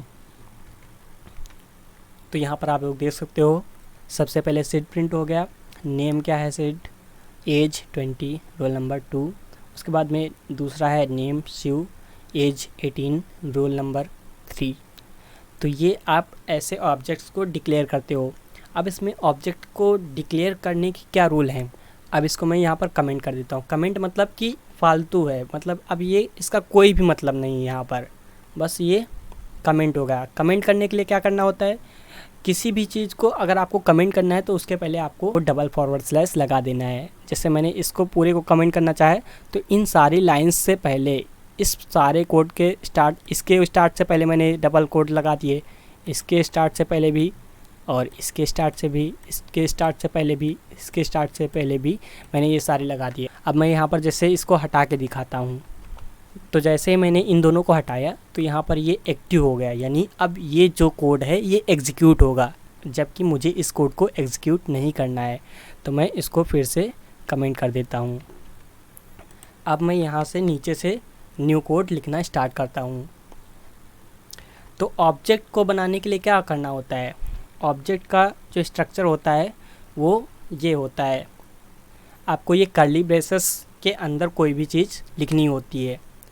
अब कर्ली ब्रेसेस के अंदर पहला होता है प्रॉपर्टी, यानी जो भी चीज़ आपको बनानी है, प्रॉपर्टी या फिर वेरिएबल जो भी आप बोल सकते हो इसको। और दूसरे नंबर पे यहाँ पर होता है वैल्यू, यानी इस प्रॉपर्टी की ये वैल्यू है प्रॉपर्टी 2, और उसकी वैल्यू क्या होगी, उसकी वैल्यू में जैसे 2 हो सकता है या फिर कोई भी स्ट्रिंग हो सकती है, कुछ भी हो सकता है। और प्रॉपर्टी में आप चाहे तो इसको ये ऐसे कर सकते हो और बिना इन्वर्टेड कॉमास भी इसको लगा सकते हो, प्रॉपर्टी को ऐसे ही डिफ़ाइन कर सकते हो। और ये जो वैल्यू होती है किसी भी प्रॉपर्टी को असाइन करने की, उसके लिए आपको जैसे मैंने बताया कि अगर नंबर है तो ऐसे लिख दो, और अगर स्ट्रिंग यानी कि टेक्स्ट है तो उसको आपको डबल इन्वर्टेड कॉमा के अंदर लिखना पड़ेगा। और हर एक प्रॉपर्टी को आपको कॉमा के द्वारा सेपरेट करना पड़ेगा। जैसे ये वाला और ये वाला मैंने ये कॉमा के द्वारा सेपरेट कर दिया। और अगर मुझे कोई न्यू बनाना है तो यहाँ पर पहले कॉमा लगाना पड़ेगा, फिर मुझे उसको बनाना पड़ेगा। जैसे प्रॉपर्टी 3 तो उसको मैं यहाँ पर बना सकता हूँ, लेकिन सबसे पहले मुझे यहाँ पर कॉमा लगाना पड़ेगा। तो ये होता है ऑब्जेक्ट। अब मुझे जैसे किसी भी ऑब्जेक्ट की एक सिंगल वैल्यू को एक्सेस करना है, तो मैं इसको सबसे पहले हटा देता हूँ और यहाँ पर मैं एक इसको अनकमेंट करता हूँ, यानी ये अब एक्टिव हो गया। और इसको नीचे लिखते हैं और console.log। अब मुझे जैसे ये सीड का जो एज है इसको शो करना है, एज की जो वैल्यू है उसको शो करना है। तो उसको शो करने के लिए मैं क्या करूँगा, सीड डॉट एज, देखो ये सजेशन में आने लगा ना कि एज आपको एक्सेस करनी है, सीड की एज, तो डॉट लगा करके आप उसको एक्सेस कर सकते हो। अब अगर मैं इसको प्रिंट करूँगा तो सीड की जो एज है जो कि 20 है वो प्रिंट होगी। मैं यहाँ पर दिखा देता हूँ, तो ये आप लोग देख सकते हो ये सीड की एज शो हुई। अब मैं यहाँ पर जैसे प्रिंट करना चाहूँ रोल नंबर सीड का, तो यहाँ पर रोल नंबर भी एक्सेस कर सकता हूँ क्योंकि सीड के बाद में डायरेक्ट में यही है। तो इसको मैं अगर शो करना चाहूँ तो ये आप लोग देख सकते हो 2 जो सीड का रोल नंबर है वो एक्सेस हो गया। तो ऐसे आप किसी भी ऑब्जेक्ट की वैल्यूज़ को एक्सेस कर सकते हो। और क्या आप एक ऑब्जेक्ट के अंदर दूसरा ऑब्जेक्ट बना सकते हो? हाँ बिल्कुल, क्लासमेट्स। सीड के कितने क्लासमेट्स हैं, कौन कौन से हैं क्लासमेट्स में? जैसे मैं एक का नाम लिख देता हूँ यहाँ पे, नेम, मैं यहाँ पर सबसे पहले एक ही लिख देता हूँ, ठीक है। जैसे यहाँ पर मैं क्लासमेट में लिख देता हूँ उत्कर्ष, उसका भी एज होगा, तो यहाँ पर एज उसकी प्रॉपर्टी होगी। तो एज में क्या लिख देता हूँ, एज में 21 लिख देता हूँ, और उसका रोल नंबर भी होगा। रोल नंबर क्या है, रोल नंबर इसका 4 लिख देता हूँ। तो यहाँ पर मैंने ये सीड ऑब्जेक्ट के अंदर एक क्लासमेट नाम का ये ऑब्जेक्ट डिफ़ाइन कर दिया। क्लासमेट ये नाम है और ये इसकी वैल्यू है। देखो पहले आपको कोई भी ऑब्जेक्ट अगर डिफ़ाइन करना है तो सबसे पहले तो आपको ये लेट लिखना पड़ेगा, और उसके अंदर ऑब्जेक्ट के अंदर अगर कोई भी चीज़ डिफ़ाइन करनी है तो आपको ऐसे डिफ़ाइन करनी होगी। अच्छा, मैं अगर इस नेम जो उत्कर्ष है इसको अगर शो करना चाहूँ, इसको अगर एक्सेस करना चाहूँ तो कैसे करूँगा? सबसे पहले मैंने आपको बताया कि डॉट से मैं एक्सेस कर सकता हूँ। तो कैसे, सीड डॉट क्लासमेट, और इसके अंदर क्लासमेट के अंदर क्या चीज़, dot name, seed dot classmate dot, इसके अंदर क्या है, उस क्लासमेट का नाम या रोल नंबर या फिर एज, इसको एक्सेस करना चाहूँ तो वो एक्सेस कर सकता हूँ। जैसे मैं नेम को एक्सेस करना चाहता हूँ, तो अब ये क्या प्रिंट करेगा, नेम प्रिंट करेगा। किसका नेम, ये उत्कर्ष प्रिंट करेगा, क्योंकि मैंने इसको एक्सेस किया है। तो यहाँ पर आप लोग देख सकते हो ये उत्कर्ष को प्रिंट कर दिया। तो ये होते हैं ऑब्जेक्ट्स। अब हम लोग देखते हैं एरेज कि जावास्क्रिप्ट में एरेज यानी लिस्ट, जिनको लिस्ट बोलते हैं, वो क्या होती हैं। तो यहाँ पर मैं लिस्ट या फिर एरे लिख देता हूँ, array.js। अब मैं यहाँ पर एक एरे बना के सबसे पहले दिखाता हूँ, फिर इसको समझाऊँगा। किसी भी एरे को आपको बनाने के लिए सबसे पहले आपको लेट लिखना पड़ेगा। जैसे मैं मान लेता हूँ कि माई एरे नाम से एक मैं कोई भी चीज़ बना रहा हूँ, माई एरे। और माई एरे कैसा होगा, सबसे पहले नंबर पर मैं 1 रखना चाहता हूँ, दूसरे नंबर पे मैं 2 रखना चाहता हूँ, तीसरे पे 3 या फिर चौथे पे 4, और सबसे पहले मैं 0 रखूँगा, क्योंकि जो एरे का स्टार्टिंग होता है वो 0 से होता है, ना कि 1 से होता है। तो मैं पहले नंबर पे 0, दूसरे पे 1, तीसरे पे 2, चौथे पे 3, पाँचवें पे 4। अब मैं इसको प्रिंट करता हूँ, console.log, यानी शो करता हूँ माई एरे। अब इसको रन करने के लिए क्या करना होगा, मुझे array.js को रन करना होगा। तो नोड array.js, तो यहाँ पर आप लोग देख सकते हो कि ये जो पूरा एरे है ये प्रिंट हो गया है। अब जैसे मुझे एरे की कोई स्पेशल वैल्यू प्रिंट करनी है, जैसे एरे के जो सेकंड नंबर पे वैल्यू है उसको प्रिंट करना है, तो एरे के सेकंड नंबर की वैल्यू को एक्सेस करने के लिए हमको यहाँ पर 1 लिखना पड़ेगा, क्योंकि एरे जो स्टार्ट होता है वो 0 इंडेक्स से स्टार्ट हो। यहाँ पर इंडेक्स लिखना होता है, यानी 0 इंडेक्स, ये 1 इंडेक्स, 2 इंडेक्स, 3 इंडेक्स, 4 इंडेक्स। अभी आपको इंडेक्स का मतलब पता चलेगा। अभी तो आपको ये सेम लग रहा होगा कि ये 1 यहाँ पर भी लिखा है, 1 यहाँ पर भी लिखा है, तो फिर एक्सेस करने का मतलब ही क्या हुआ। तो अभी सबसे पहले मैं इसको ऐसे ही रन करके दिखा देता हूँ। तो यहाँ पर आप लोग देख सकते हो मैंने माई एरे का पहले नंबर सेकेंड नंबर वाली जो चीज़ है वो एक्सेस की है। अब मान लो यहाँ पर सेकेंड नंबर पे 1 की बजाय कुछ और होता, जैसे यहाँ पर सीड होता, तो क्या होता, तब यहाँ पर इस सीड को प्रिंट करता। ये सीड इस समय यहाँ पर क्या है, एक टेक्स्ट है। सेकेंड नंबर पे इसने एक टेक्स्ट रखा है, फर्स्ट नंबर पे एक नंबर है जो कि 0 है, सेकेंड नंबर पे सीड है, और थर्ड नंबर पे 2 है, और फोर्थ नंबर पे 3। यहाँ पर सीड के बजाय पर यहाँ पर हो सकता था शिव, और उसके बाद में इसके यहाँ पर हो सकता था उत्कर्ष, यहाँ पर और भी कोई नाम हो सकता था।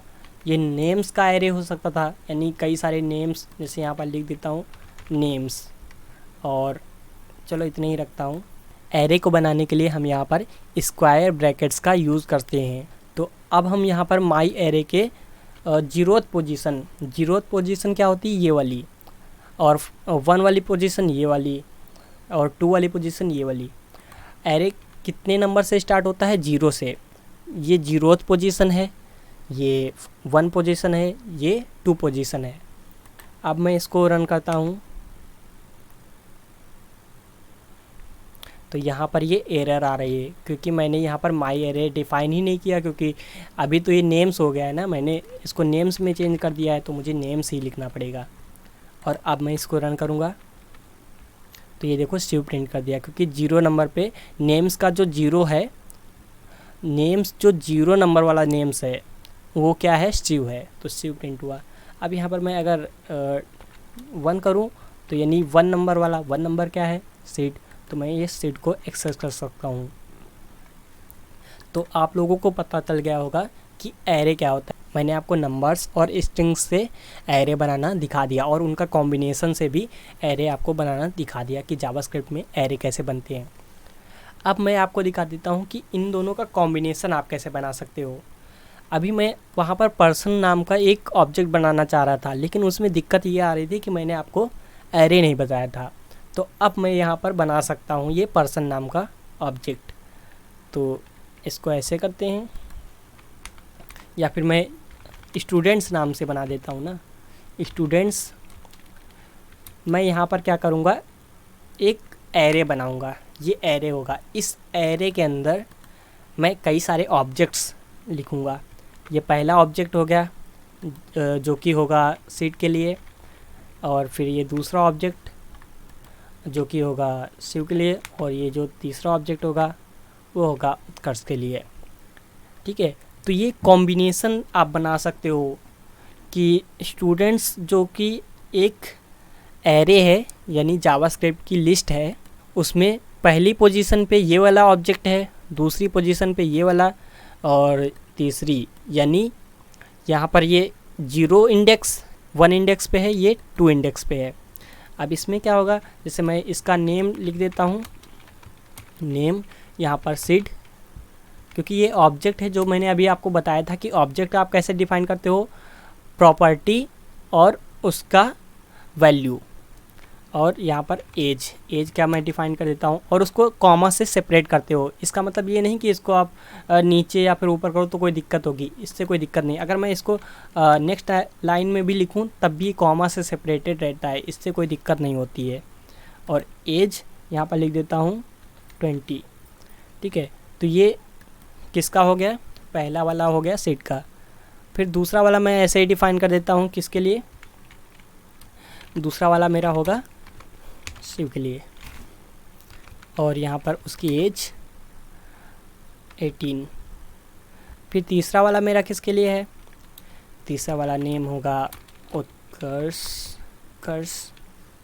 और उसकी एज कितनी होगी, एज है 21। तो अभी मेरे स्टूडेंट्स का जो लिस्ट था वो बन गया।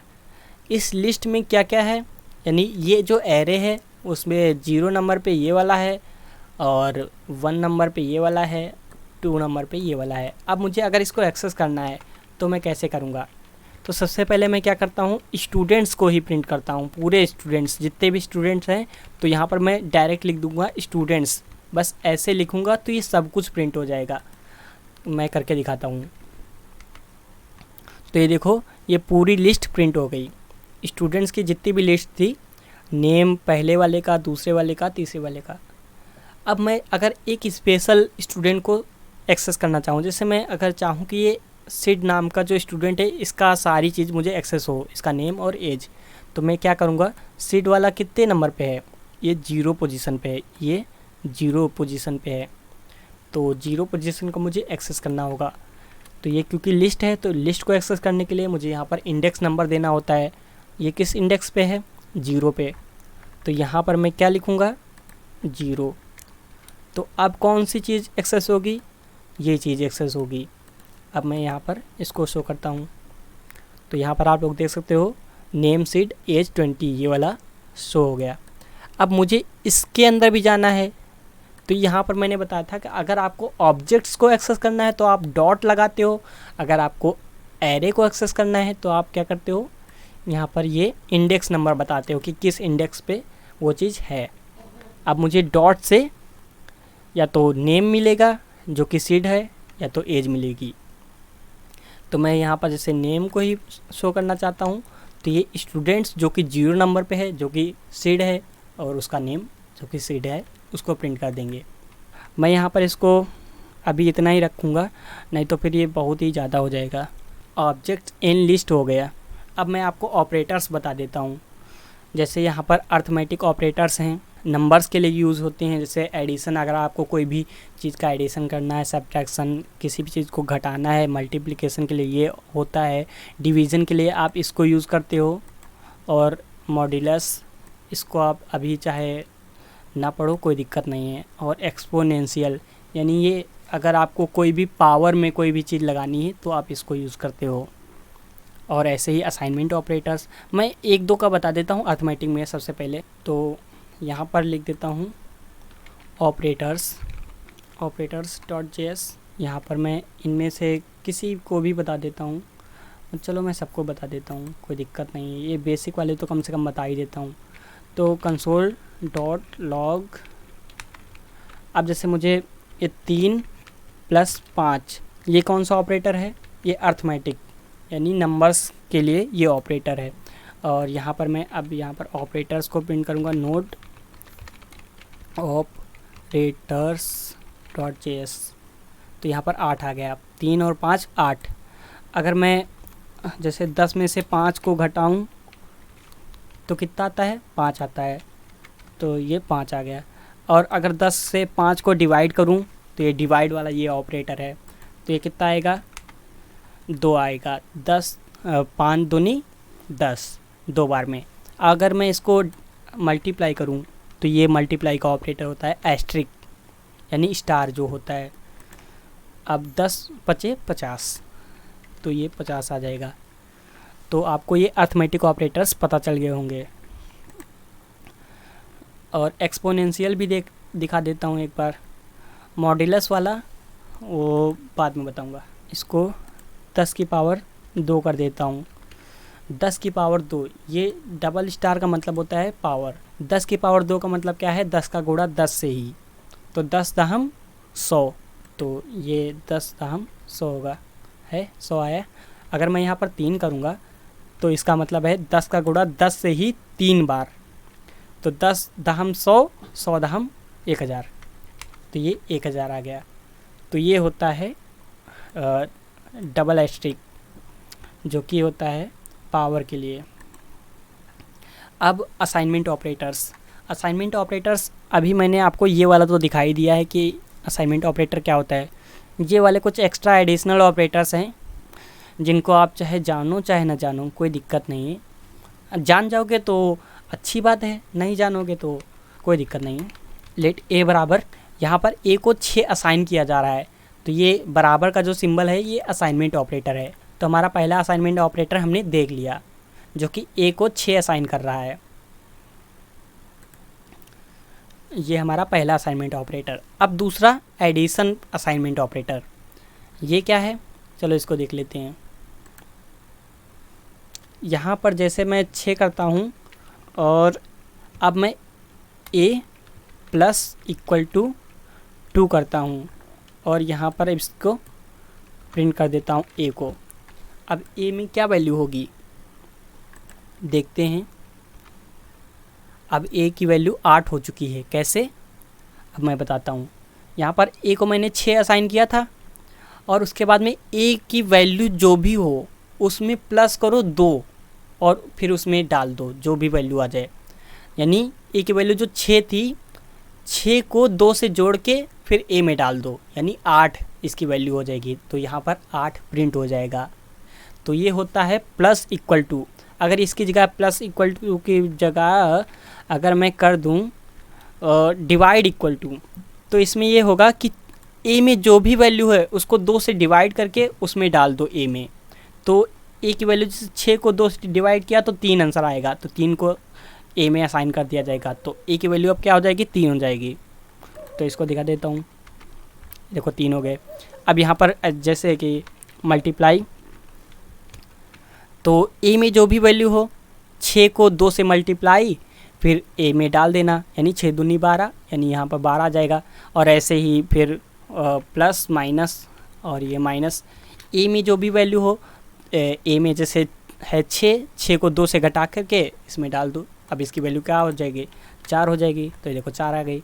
तो ऐसे ही ये सारे ऑपरेटर्स हैं, ये क्या होते हैं, असाइनमेंट ऑपरेटर्स। और उसके बाद में है कंपैरिजन ऑपरेटर्स। यहाँ पर कंसोल डॉट लॉग। अब यहाँ पर सबसे पहले मैं लिखूँगा 2 इक्वल इक्वल 3। तो यहाँ पर ये कंपैरिजन ऑपरेटर ये चेक करते हैं कि क्या ये जो 2 है वो 3 के बराबर है। इक्वल इक्वल का मतलब ये चेक कर रहा है कि क्या 2 3 के बराबर है। अगर बराबर है तो इसका मतलब ये इसको ट्रू रिटर्न करना चाहिए। ट्रू मतलब कि हाँ बराबर है, और अगर बराबर नहीं है तो इसको फॉल्स, जो कि बूलियन वैल्यूज़ होती हैं, वो रिटर्न करना चाहिए। देखते हैं कि क्या 2 3 के बराबर होता है, तो इसको प्रिंट करते हैं। तो देखो फॉल्स आ गया, तो इसका मतलब क्या है, 2 3 के बराबर नहीं होता है। अच्छा, अब यहाँ पर मैं 3 लिख देता हूँ। क्या 3 3 के बराबर होता है, हाँ 3 3 के बराबर होता है। अब मैं यहाँ पर जैसे कोई भी स्ट्रिंग ले लेता हूँ, क्या ये स्ट्रिंग में जो 12 लिखा है वो 3 के बराबर है, फॉल्स, ये 3 के बराबर नहीं है 12। डबल इक्वल टू से ये चेक किया जाता है कि क्या ये बराबर है। अगर बराबर है तो ट्रू रिटर्न करता है। और नॉट इक्वल, ये एक्सक्लेमेशन मार्क के साथ में जब ये लगता है तो ये क्या हो जाता है, नॉट इक्वल टू चेक करता है कि अगर नॉट इक्वल है तब तो ट्रू है, अगर इक्वल है तब ये गलत है। तो यहाँ पर नॉट चेक कर रहा है कि अगर ये नॉट इक्वल है तब ट्रू रिटर्न करेगा। चलो इसको देख लेते हैं। देखो ये ट्रू रिटर्न किया क्योंकि ये इक्वल नहीं है। ऐसे ही कई सारे ये ऑपरेटर्स हैं, आप इनको चाहे तो देख लेना। ग्रेटर देन चेक करता है कि क्या वो ग्रेटर है उससे, जैसे मैं यहाँ पर एक का दिखा देता हूँ और एक आप खुद से देख लेना। जैसे मैं चेक करता हूँ यहाँ पर नंबर लिख देता हूँ। क्या 3 12 से छोटा है? अगर छोटा है, देखो जिस तरफ ये होता है उसका मतलब ये छोटी वाली चीज़ है, और ये जिस तरफ होता है ये मतलब ये बड़ी वाली चीज़ है। अगर ये बड़ी वाली चीज़ की ओर है तो मतलब ट्रू है, तो देखो ट्रू है। अगर इसी को मैं उल्टा कर दूं, अब ये क्या है, इसको बड़ा बताने की कोशिश कर रहा है, बल्कि ये बड़ा है ही नहीं। तो देखते हैं, देखो ये फॉल्स आ गया। तो ये सारे ऑपरेटर्स आप देख सकते हो। अब लॉजिकल एंड, लॉजिकल और, अभी आपने 3 ऑपरेटर्स देख लिए, arithmetic operators, assignment operators, comparison operators. आप देखते हैं लॉजिकल ऑपरेटर्स, और ये बिट वाइज ऑपरेटर्स हम नहीं देखेंगे क्योंकि ये एडवांस हैं।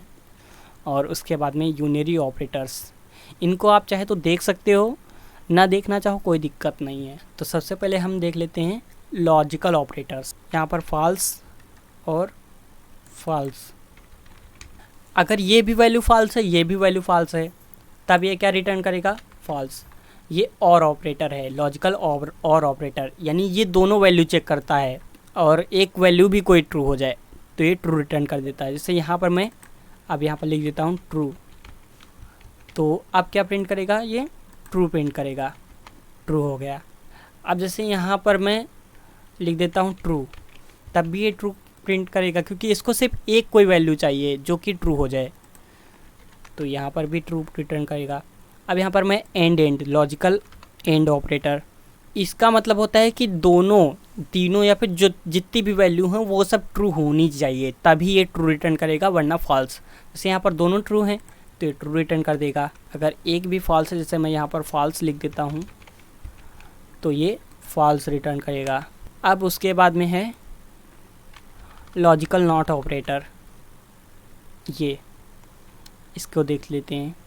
नॉट ट्रू, अगर कोई भी वैल्यू ट्रू आ रही है तो ये फॉल्स कर देगा, अगर फॉल्स आ रही है तो ट्रू कर देगा। तो यहाँ पर ये देखो फॉल्स, ट्रू लिखा था फॉल्स कर दिया। तो ये आपके सारे ऑपरेटर्स हो गए। अब हम देखेंगे प्रोग्राम के कंट्रोल फ्लो को कंट्रोल करने वाले स्टेटमेंट्स, जो कि होती है if statement, else, if else और स्विच। जिनमें से हम इफ़ पे अभी ध्यान देंगे, इफ़ और एल्स पे, और स्विच इतना ज़्यादा कोई ज़रूरी नहीं है। तो सबसे पहले हम यहाँ पर इसको ओपन कर लेते हैं VS कोड को, और यहाँ पर हम लिखते हैं control.js, और यहाँ पर हम एक लेट a बराबर 2 करते हैं और लेट b बराबर 3 करते हैं, और यहाँ पर लिखते हैं इफ़ अगर a जो है वो b के बराबर है। ये मैंने आपको बताया था ना कि अगर आप डबल इक्वल साइन लिखते हो तो इसका मतलब वो चेक कर रहा है कि क्या a b के बराबर है। अगर बराबर है तो क्या होगा, तो इसमें जो भी इसके अंदर ये जो चीज़ लिखी है ना, ये होता है इसकी बॉडी, इफ़ की जो बॉडी है ना, यहाँ पर इफ़ में कंडीशन चेक की जाती है इन ब्रैकेट्स में, और ये जो ब्रैकेट्स होते हैं इनमें कोड्स लिखा जाता है इफ़ का। यहाँ पर console.log लिखूँगा, तो जो भी console.log यहाँ पर लिख रहा हूँ, मुझे ये भी पता होना चाहिए कि जब तक ये कंडीशन ट्रू नहीं होगी तब तक ये चीज़ रन नहीं होगी। जब तक ये कंडीशन ट्रू नहीं होगी तब तक इसमें जो भी कोड लिखूँगा इन बॉडीज़ के अंदर, वो कोड रन नहीं होगा। इसका मतलब अगर मैं यहाँ पर सिड लिख भी दूँगा तो ये प्रिंट नहीं होगा अगर ये बराबर नहीं हुए। a और b अगर बराबर नहीं हुए तो ये सिड प्रिंट नहीं होगा। चलो देखते हैं। अभी मुझे इसको नोड control.js को प्रिंट करना होगा। तो यहाँ पर देखो कुछ नहीं हुआ, इसका मतलब कि ये इफ़ की जो कंडीशन थी वो फॉल्स थी, वो गलत थी, तो इसके अंदर का जो भी कोड है वो चला ही नहीं। अगर मैं यहाँ पर इसको भी 3 कर दूँ तो अब यहाँ पर a की वैल्यू भी 3 है, b की वैल्यू भी 3 है, तो इसका मतलब a और b दोनों अब बराबर हो गए। तो अगर ये दोनों बराबर हो गए तो इसके अंदर का कोड चलेगा जो कि सीट को प्रिंट करेगा। चलो देखते हैं इसको। तो यहाँ पर आप लोग देख सकते हो इसने सीट को प्रिंट कर दिया। अब देखते हैं एल्स क्या होता है। एल्स ये होता है कि इफ़ के बाद में यहाँ पर आप एल्स लिख सकते हो, और एल्स का ये बॉडी होता है। इफ़ के बाद में एल्स लिखने से अगर ये कंडीशन फॉल्स हो जाती है, तो पहली सिचुएशन में ये था कि अगर ये कंडीशन फॉल्स हो जाती है तो कुछ भी प्रिंट नहीं होगा, लेकिन इस बार ये है कि अगर ये कंडीशन फॉल्स हो जाती है तो ये इस बॉडी में जो भी कोड लिखोगे, तो यहाँ पर मैं जैसे लिख देता हूँ कि हिंदी में लिख देता हूँ कंडीशन गलत है, तो इसीलिए जब ये कंडीशन गलत हो जाएगी तो एल्स वाला कोड चल जाएगा। जब तक कंडीशन ट्रू रहेगी तब तक ये कोड चलेगा, जब कंडीशन फॉल्स हो जाएगी तो ये वाला कोड चलेगा, यानी एल्स के बॉडी के अंदर जो भी कोड होगा वो चलेगा। तो यहाँ पर अब मैं इसको रन करता हूँ तो ये देखो स्टेट प्रिंट किया, मतलब कि ये अभी कंडीशन ट्रू है। अगर मैं यहाँ पर किसी को भी एक कर देता हूँ, जैसे एक या फिर दो, तो a बराबर 3 b बराबर 1, क्या 3 और 1 के बराबर है? 3 1 तो बराबर नहीं होते हैं, तो मतलब ये जो इसकी बॉडी में जो चीज़ लिखी है इफ़ की बॉडी में वो चीज़ चलेगी ही नहीं। तो अगर वो चीज़ नहीं चलेगी तो एल्स वाली चीज़ को देखेगा कि क्या एल्स वाली में कुछ लिखा है, तो अगर कुछ कोड है उसमें एल्स के ब्लॉक में तो उसका कोड रन कर देगा। तो यहाँ पर ये कंडीशन जो गलत है वाला कोड है ये शो कर देगा, कंडीशन गलत है लिख जाएगा। ये देखो यहाँ पर आ गया कंडीशन गलत है। तो आपने यहाँ पर इफ़ देखा, एल्स देखा। आप यहाँ पर एक और चीज़ कर सकते हो, यहाँ पर भी कंडीशन लगा सकते हो। इफ़ मतलब वो वाला कोड तो देखेगा ही कंडीशन, यहाँ पर भी एक कंडीशन आप लगा सकते हो।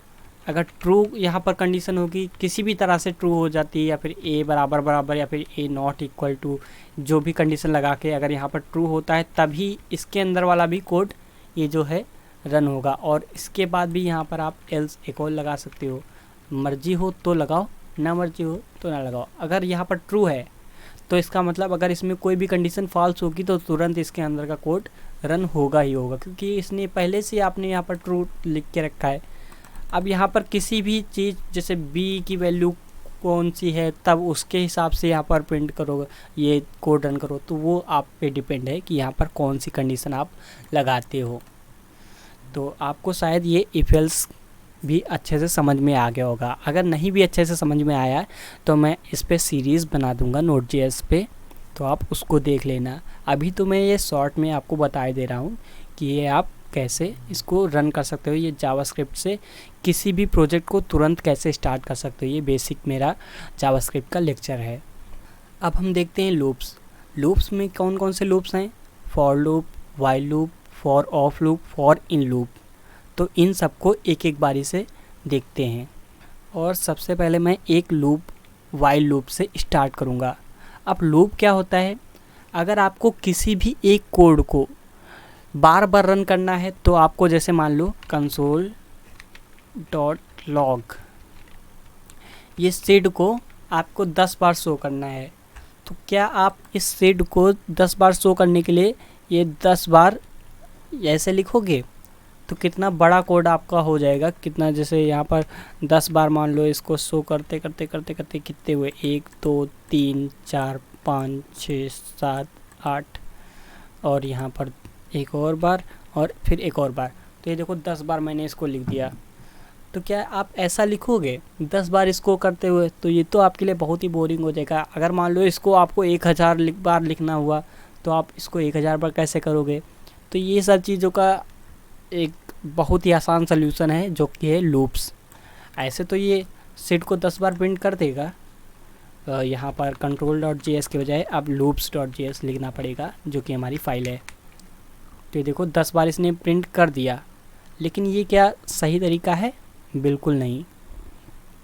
तो इसके लिए हम क्या करेंगे, अगर मुझे सेट को 10 बार प्रिंट करना है तो हम यहाँ पर लूप लिख लेंगे।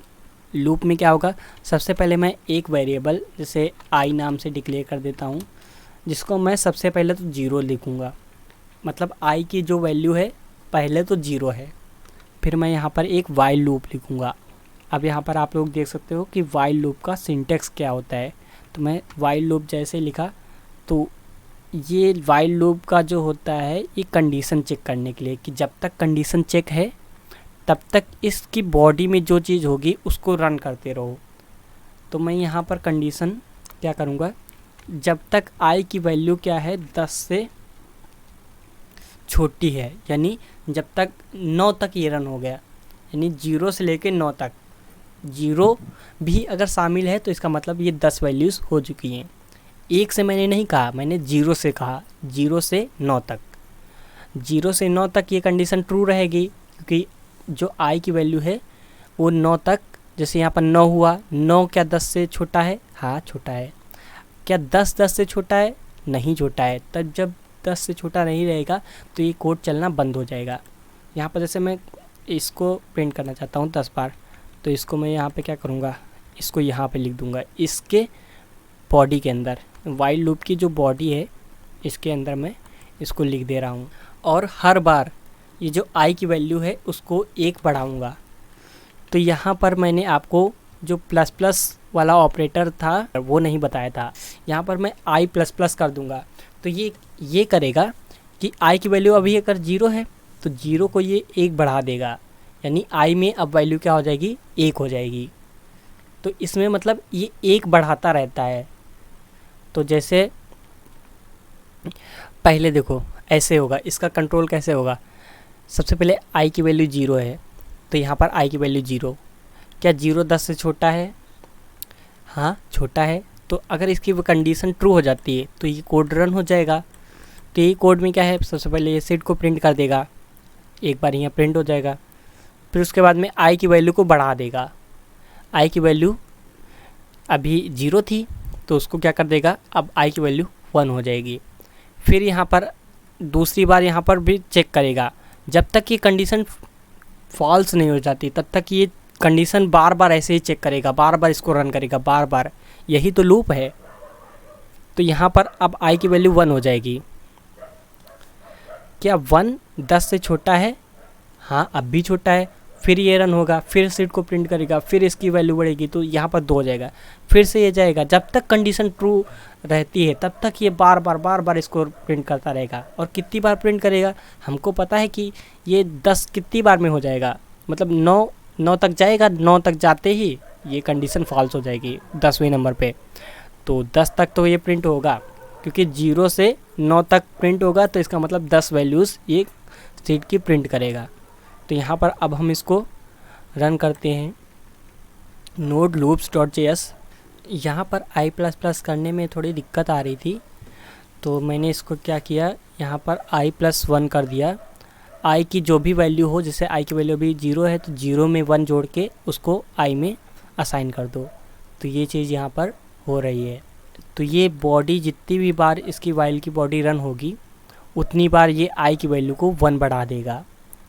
तो आई की वैल्यू यहाँ पर बढ़ती रहेगी जब तक ये आई की वैल्यू 10 नहीं हो जाती है, और तब तक यहाँ पर प्रिंट होती रहेगी।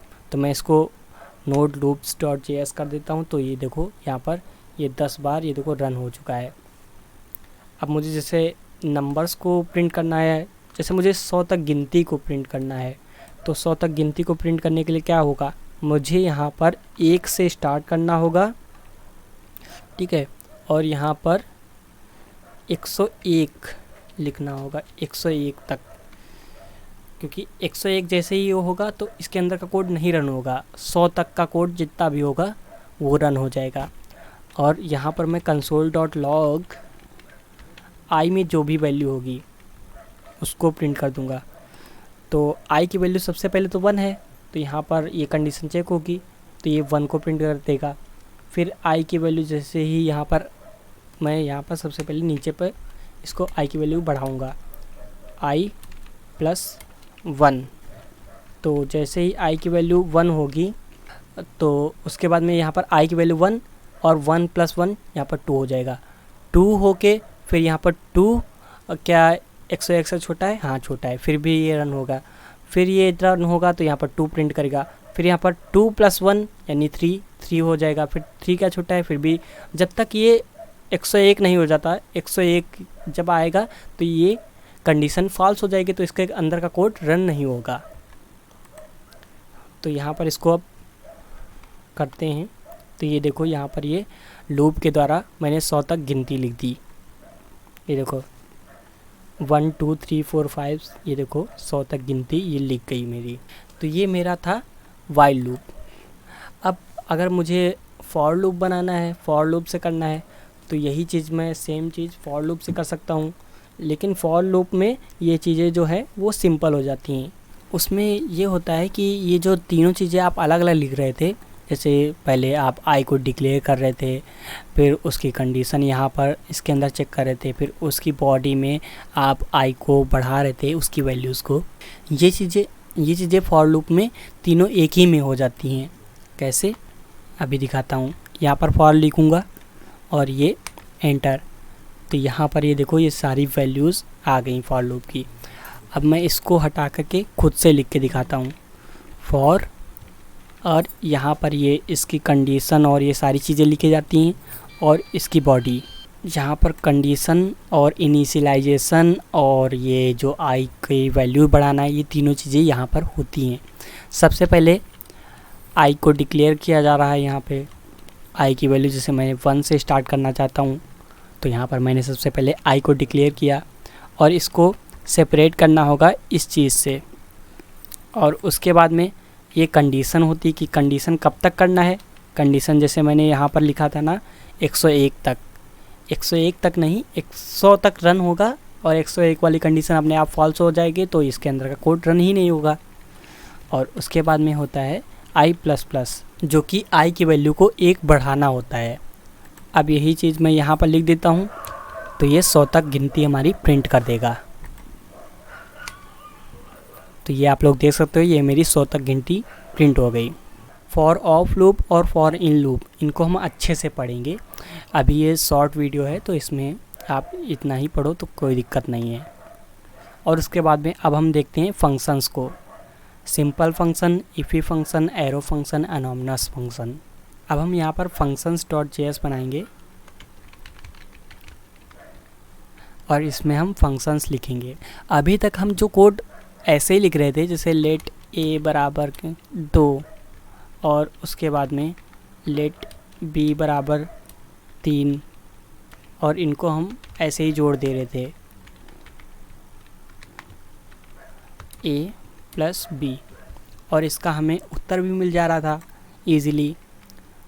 यहाँ पर functions.js लिखेंगे तो यहाँ पर हमें 5 मिल रहा था। लेकिन यहाँ पर हम जो कर रहे हैं इसका कोई मीनिंग नहीं है। जो एक फंक्शन बना के हम कर सकते हैं। फंक्शन कैसे बना सकते हैं, एक फंक्शन कोई भी चीज़, कोई भी वैल्यूज़ लेगा और उसके रिटर्न में कुछ उसका करके देगा। जैसे यहाँ पर हम एक सम नाम का फंक्शन बनाएंगे, फंक्शन, और उसका नेम क्या रखेंगे, सम। यानी ये 2 चीज़ें लेगा, यहाँ पर a लेगा और b, a और b, यहाँ पर आप कुछ भी लिख सकते हो। और उसके बाद में ये फंक्शन बॉडी होगी। यहाँ पर a वैल्यू या फिर कुछ भी लिख सकते हो। यहाँ पर a के बजाय लिख सकते हो फर्स्ट, और b के बजाय यहाँ पर सेकेंड लिख सकते हो, सेकेंड वैल्यू। और इन वैल्यूज़ को क्या करके देगा, अब यहाँ पर एक रिटर्न कीवर्ड होता है, रिटर्न कीवर्ड, जिससे हम ये बताते हैं कि हमें क्या क्या चीज़ें रिटर्न करनी है। तो हम फर्स्ट और सेकेंड जो भी हमको मिलेगा उसको हम प्लस कर देंगे और प्लस करके रिटर्न कर देंगे। तो ये हमारा क्या हो गया, सम नाम का फंक्शन हो गया। अब यहाँ पर जैसे हम इसको console.log करें और मुझे अब इस सम नाम के फंक्शन को कॉल करना पड़ेगा, सम, और इसके अंदर वैल्यूज़ पास करनी पड़ेगी। जैसे पहली वैल्यू मैं दे देता हूँ 2, और 2 और 3 को जैसे मैं सम करके देता हूँ, ये सम 2 और 3 का सम करके रिटर्न कर देगा। 2 और 3 यहाँ पर आएगा, 2 3 प्लस होगा, फिर ये फंक्शन हमको रिटर्न कर देगा 2 और 3 का सम, और ये यहाँ पर लॉग हो जाएगा। 2 3 का सम क्या होता है, 5, तो ये 5 प्रिंट कर देगा। तो यहाँ पर आप लोग देख सकते हो ये 5 प्रिंट कर दिया, और ये पहला वाला 5 इसके कारण आ रहा था। इसको स्टॉप कर दिया, इसको कमेंट कर दिया। अब हम देखते हैं, तो ये यहाँ पर आपका 5 प्रिंट हो गया। अब जैसे यहाँ पर मैंने सम फंक्शन बनाया तो आप यहाँ पर मल्टीप्लाई भी फंक्शन बना सकते हो। लेकिन फंक्शन को लिखने का दूसरा रूप भी होता है। जावास्क्रिप्ट में आप 2-3 तरीके से फंक्शन लिख सकते हो। जैसे मैंने यहाँ पर ऐसे लिखा था, अभी आप इसको एरो फंक्शन बना सकते हो। एरो फंक्शन का कोई मतलब नहीं है, बस ये अभी मॉडर्न जावास्क्रिप्ट में ऐसे यूज़ होता है। यहाँ पर लेट, जैसे लेट कोई भी वेरिएबल बनाते हैं ना, वैसे ही यहाँ पर लेट वेरिएबल बना के उसमें यहाँ से यहाँ तक ये फंक्शन को हम असाइन कर दे रहे हैं। ये होता है एरो फंक्शन। बस इसमें ये ना होता है कि ये जो इक्वल और ये वाला साइन लगता है, तो ये होता है एरो फंक्शन। इनमें दोनों में अंतर आपको बाद में अच्छे से पता चलेगा। वैसे बेसिक लेवल में इनमें कोई अंतर नहीं होता है। तो अभी भी आप इस सम को अगर कॉल करोगे तो एक फंक्शन को मैं कमेंट कर देता हूँ, क्योंकि 2 बार डिक्लेयर करना अच्छी बात नहीं है। तो यहाँ पर एक बार डिक्लेयर हो गया ये फंक्शन, और अब मैं इसको कॉल कर दिया और यहाँ पर 5 प्रिंट हो गया। तो अभी हमने ये वाला फंक्शन भी देख लिया और ये वाला फंक्शन भी देख लिया। अब एनोमिनस फंक्शन और इफ़ी फंक्शन, वो चीज़ आप बाद में देखेंगे जब हम इसको जावास्क्रिप्ट को अच्छे से समझाएंगे। तो अभी हम देख लेते हैं कि अब हमारा क्या क्या बाकी है। तो ये सारी चीज़ें तो हमारे बेसिक जावास्क्रिप्ट तो हो गई, हमारी बेसिक जावास्क्रिप्ट भी कंप्लीट हो गई। अब हम समझते हैं कि जावास्क्रिप्ट का नेचर असिंक्रोनस क्यों होता है और असिंक्रोनस क्या है, इसके बारे में अच्छे से समझेंगे। अंडरस्टैंडिंग कॉलबैक्स को भी अच्छे से समझेंगे। असिंक अवेट के बारे में भी अच्छे से समझेंगे। मैं यहाँ पर प्रॉमिसेस को स्किप कर दूंगा, क्योंकि प्रॉमिसेस समझना इतना ज़्यादा ज़रूरी नहीं है अभी के लिए। अभी के लिए आपको असिंक अवेट और जावास्क्रिप्ट का असिंक्रोनस नेचर और कॉलबैक समझ में आना चाहिए। कॉलबैक्स अगर आप समझ गए तो इसका मतलब है कि आप एनोमिनस फंक्शन को भी आराम से समझ जाओगे। तो चलिए इसको देखते हैं। यहाँ पर मैंने async.js नाम से फ़ाइल बना के रखी है और इसके अंदर मैंने एक वेरिएबल URL बनाया है, जिसमें मैंने एक URL को लिखा है, यानी एक लिंक जो है उसको मैंने इसमें लिखा है। अब इस लिंक को मुझे फेच करना है। आप इस चीज़ पे अभी बिल्कुल भी ध्यान नहीं दीजिए कि ये मैं क्या कर रहा हूँ। अगर आपको ये चीज़ पता है तो ठीक है, अगर नहीं पता है तो आप इस चीज़ को अगर नहीं समझ में आ रहा है तो बिल्कुल ध्यान न दीजिए, क्योंकि मैं इसको आगे आपको बताने वाला हूँ। सबसे पहले तो मैं यहाँ पर एक्सियोस लाइब्रेरी को रिक्वायर करूँगा। Let Axios is equal to require Axios. तो अब हम यहाँ पर एक्सियोस से इस URL पर गेट रिक्वेस्ट कर सकते हैं। तो axios.get और यहाँ पर URL दे देंगे, और जब इस URL से कोई रिस्पॉन्स आए तो हम क्या करेंगे, उसको console.log कर देंगे। रिस्पॉन्स के लिए मैं यहाँ पर res लिख दूँगा और उसको यहाँ पर console.log। मैं यहाँ पर इस रिस्पॉन्स को लॉग नहीं करूँगा, मैं यहाँ पर ऐसा करता हूँ, इसका 1 लिख देता हूँ और ऐसे ही मैं इसको 4 बार कॉपी कर देता हूँ। ये पहला हो गया। यहाँ पर मैं इसको 2 कर देता हूँ। इसका मतलब है जब इसका रिस्पॉन्स आ जाए तब यहाँ पर 2 प्रिंट हो जाए, और ऐसे ही मैं एक और बार कर देता हूँ। जब इसका रिस्पॉन्स आ जाए तो यहाँ पर 3 प्रिंट हो जाए, और एक और बार मैं ऐसे ही कर देता हूँ। जब इसका रिस्पॉन्स आ जाए तो यहाँ पर 4 प्रिंट हो जाए।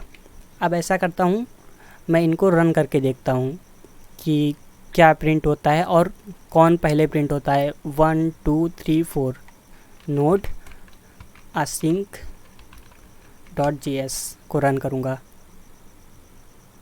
यहाँ पर आप लोग देख सकते हो ये 3 पहले प्रिंट हुआ, फिर 4 प्रिंट हुआ, फिर 1 प्रिंट हुआ, फिर 2 प्रिंट हुआ। ये क्यों? क्योंकि जावास्क्रिप्ट असिंक्रोनस होती है। वो एक के बाद एक कोड को रन नहीं करती है, वो एक ही बार में सबको रन कर देती है। मतलब कि एक ही बार में ये भी रन हो गया, ये भी रन हो गया, मतलब एक बार लाइन से सबको पहले रन कर दिया, फिर जो भी पहले रन हो जाए वो फिर console.log में वो वैल्यू प्रिंट कर देगा। जैसे इसने पहले अगर काम कर लिया तो इसका सबसे पहले प्रिंट हो जाएगा।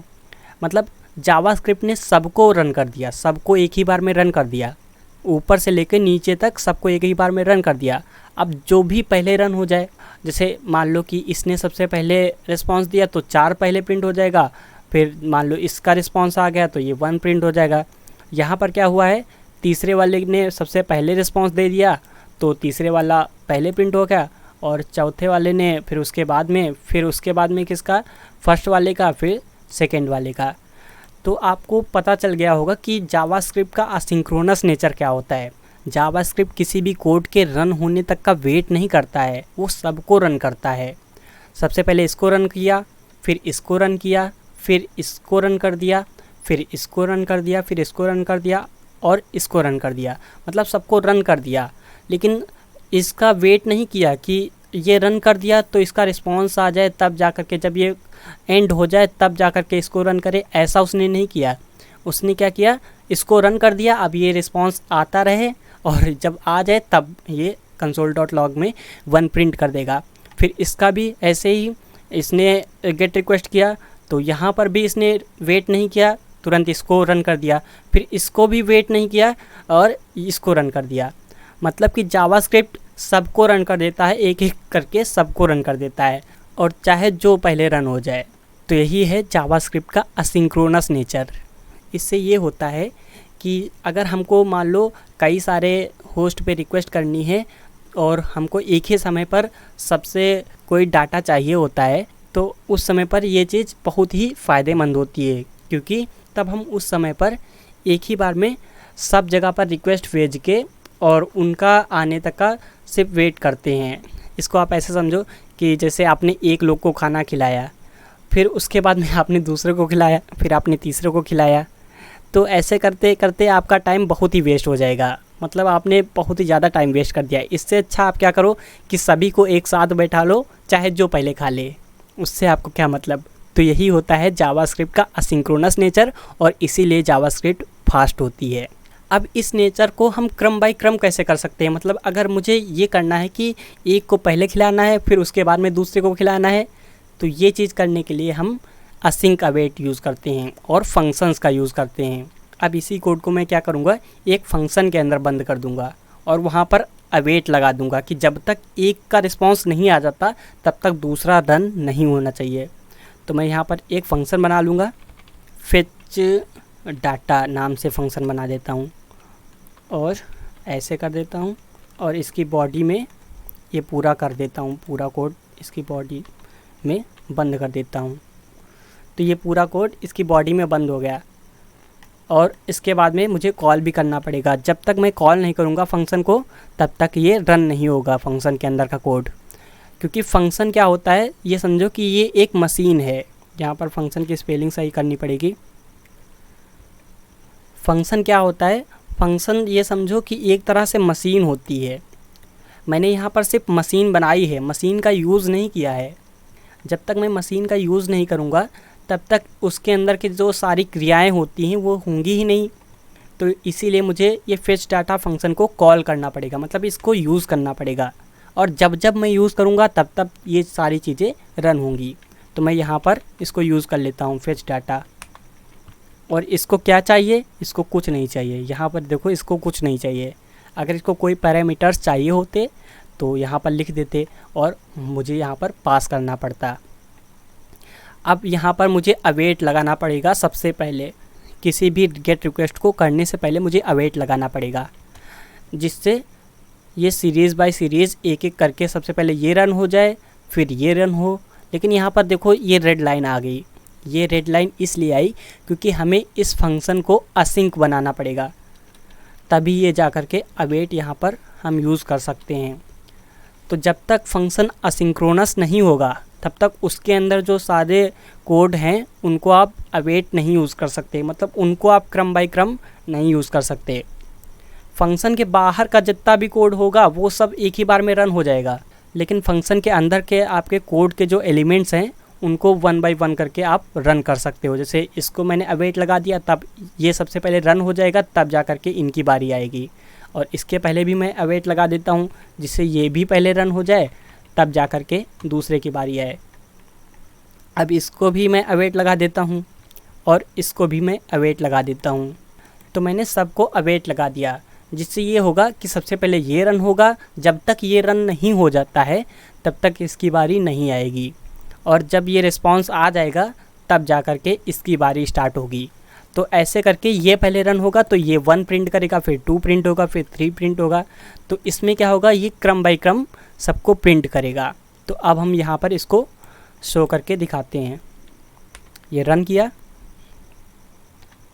देखो 1 2 3 4 सब एक एक करके रन हुए। और इसमें आपको पता भी चला होगा कि देखो कितना समय लग रहा है कि एक पहले आया, फिर दूसरा आया, फिर तीसरा आया, और सब कितना स्लो आराम से आपको दिख रहा था कि कौन कितनी देर में प्रिंट हो रहा है। तो ये आपको देखो समय इसमें ज़्यादा लगा ना, और वो देखो तुरंत सब प्रिंट हो गए एक ही बार में। असिंक्रोनसनेस के फ़ायदे क्या हैं आपको पता चल गए होंगे। असिंक्रोनसनेस के फ़ायदे ये हैं कि मैंने एक ही बार में सबको रिक्वेस्ट कर दी, अब सबका रिस्पांस आए, आराम से मैं सबका रिस्पांस ले सकता हूँ, वो भी कम समय में। लेकिन इसके कुछ नुकसान भी हैं। जैसे नुकसान क्या हैं, आपको शायद समझने में इसमें दिक्कत आए कि असिंक्रोनसनेस क्या होती है, लेकिन मैंने इसको बहुत अच्छे से आपको समझाया है विद एग्जांपल्स, तो शायद आपको ये अच्छे से समझ आ जाए। क्योंकि मुझे लगता है कि असिंक अवेट बहुत सारे लोग समझ नहीं पाते हैं, इसीलिए मैंने इसको आपको बहुत अच्छे से समझाया। लेकिन अब हम समझते हैं कॉलबैक्स। कॉलबैक्स क्या होते हैं। तो अब हम यहाँ पर कॉलबैक नाम से एक फ़ाइल बनाएंगे, callback.js। मैं यहाँ पर एक सम नाम से फंक्शन बनाऊँगा सबसे पहले। तो फंक्शन मैं यहाँ पर सम नाम से इसको बना देता हूँ, सम।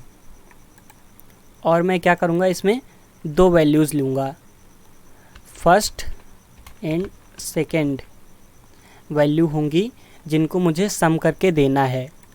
लेकिन मैं सम करके उसको रिटर्न नहीं करूँगा। रिटर्न करने के बजाय मैं क्या करूँगा, मैं तीसरा एक पैरामीटर लूँगा यहाँ पर कॉलबैक का। इसको आप कुछ भी नाम दे सकते हो। यहाँ पर कॉलबैक की जगह मैं सिड भी लिख सकता हूँ या फिर कुछ भी लिख सकता हूँ। और ये कॉलबैक क्या होगा, ये एज अ फंक्शन मुझे मिलेगा, ना कि ये कोई नंबर मिलेगा, ना कि ये कोई स्ट्रिंग मिलेगी। मुझे ये एक फंक्शन मिलेगा, मतलब पहले से डिफाइंड फंक्शन मिलेगा। और ये दो जो वैल्यू होंगी ये नंबर्स होंगे। तो जैसे मुझे नंबर्स मिले और कॉलबैक मिला, तो कॉलबैक में क्या करूँगा, मैं यहाँ पर कॉलबैक को कॉल करूँगा और यहाँ पर फर्स्ट प्लस सेकेंड करके इसको वापस कर दूँगा। इससे क्या होगा मैं अभी दिखाता हूँ। अब मैं इस सम नाम के फंक्शन को कॉल करूँगा और इसका जो भी रिस्पांस आएगा तो उसको मैं ऐड नाम से कोई भी एक बना देता हूँ वेरिएबल, इसमें मैं स्टोर कर लूँगा। सम फंक्शन को मुझे कॉल करना है तो पहली चीज़ इसको क्या चाहिए, एक नंबर चाहिए जिसको इसे ऐड करना है, तो मैं 2 दे देता हूँ। फिर दूसरी चीज़ इसको क्या चाहिए, वो भी एक नंबर चाहिए जिसको इसे ऐड करना है, तो मैं 2 और 5 को ऐड करना चाहता हूँ। लेकिन तीसरी चीज़ इसको क्या चाहिए, एक फंक्शन चाहिए, पहले से बना बनाया हुआ फंक्शन। तो मैं इसको यहाँ पर फंक्शन एक दूंगा। तो यही जो मैं फंक्शन देने जा रहा हूँ यही होता है कॉलबैक।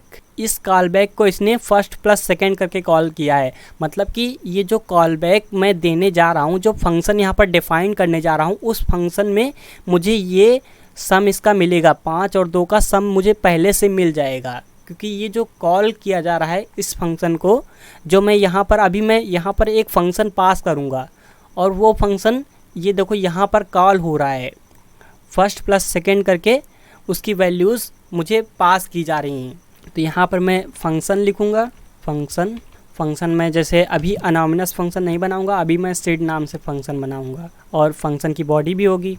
तो ये मेरा फंक्शन हो गया, जो मैं ये तीसरे पैरामीटर में एक फ़ंक्शन पास करूँगा और इस फंक्शन में मुझे क्या मिलेगा, ये फर्स्ट प्लस सेकेंड करके एक कॉल हो रहा होगा इस फंक्शन को इस कॉलबैक के द्वारा। ये फंक्शन तीसरे पैरामीटर में पास कर रहा हूँ, तो मतलब ये कॉलबैक है और ये कॉलबैक को मुझे कॉल कर देना है, मतलब इस फंक्शन को मैं कॉल कर रहा हूँ। ये सिड एज अ कॉलबैक जा रहा है। यहाँ पर मैं कॉलबैक भी लिख सकता हूँ, कॉलबैक।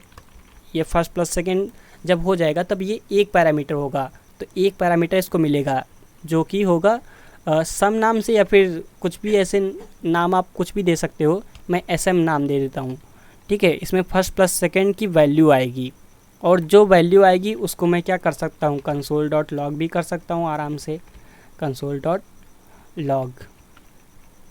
और SM की जो भी वैल्यू होगी जो इस फंक्शन में आई होगी उसको मैं यहाँ पर लॉग कर दूँगा। यानी मैं 2 और 5 को फर्स्ट और सेकेंड में फर्स्ट में 2 जाएगा और 5 किस में जाएगा, सेकेंड में। फिर इस फर्स्ट और सेकेंड को, ये जो तीसरा पैरामीटर जो कि मैंने यहाँ फंक्शन पास किया है, तो इसको ये call back as a reference ये फंक्शन ही जा रहा है। फंक्शन को मुझे यहाँ से जैसे मैंने कॉल किया ये फर्स्ट और सेकेंड वैल्यू देखकर, तो ये फर्स्ट और सेकेंड वैल्यू का सम जो है वह इसमें आ जाएगा, और सम आएगा तो मैं उसको फिर कंसोल डॉट लॉग कर दूँगा। तो यही मेरा है कॉल बैक, यानी इस फंक्शन को मैंने कॉल किया, लेकिन इस फंक्शन ने मैंने जो यहाँ पर फंक्शन अपना डिफ़ाइन किया उसको इसने कॉल कर दिया। तो इस चीज़ को कहते हैं कॉल बैक, और ये जावास्क्रिप्ट में भर भर के कॉल बैक्स हैं। तो अभी मैं इसको रन करके दिखाता हूँ। Node call back dot JS, इसको रिटर्न भी करना होगा। तो यहाँ पर ये 7 आ गया, जो कि यहाँ से प्रिंट हुआ है कंसोल डॉट लॉग SM। इसको आप ऐसे करके समझोगे तो थोड़ा अच्छे से समझ में आएगा।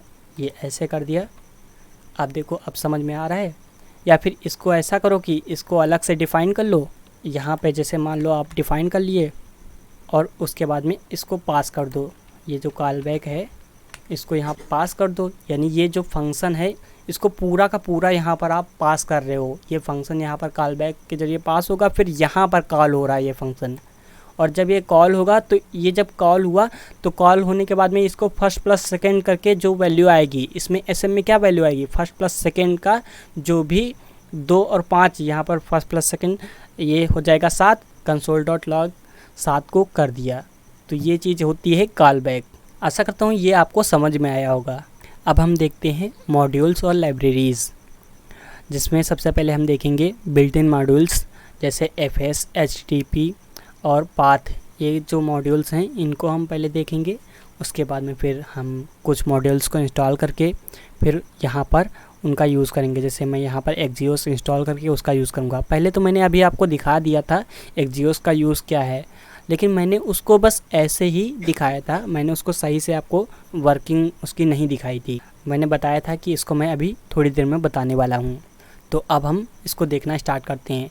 सबसे पहले मैं आपको बस FS मॉड्यूल के बारे में बता देता हूँ, जिससे आपको इन सभी मॉड्यूल्स के बारे में भी पता चल जाएगा, जिससे आप इनको यूज़ कर सकते हो।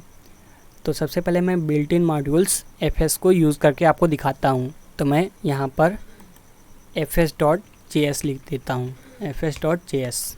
और ये जो मॉड्यूल होता है FS, ये बिल्ट इन मॉड्यूल होता है, यानी Node.js के साथ में आता है। तो सबसे पहले मुझे इसको रिक्वायर करना पड़ेगा। किसी भी मॉड्यूल को आपको अगर यूज़ करना है तो उसको सबसे पहले आपको रिक्वायर करना होता है।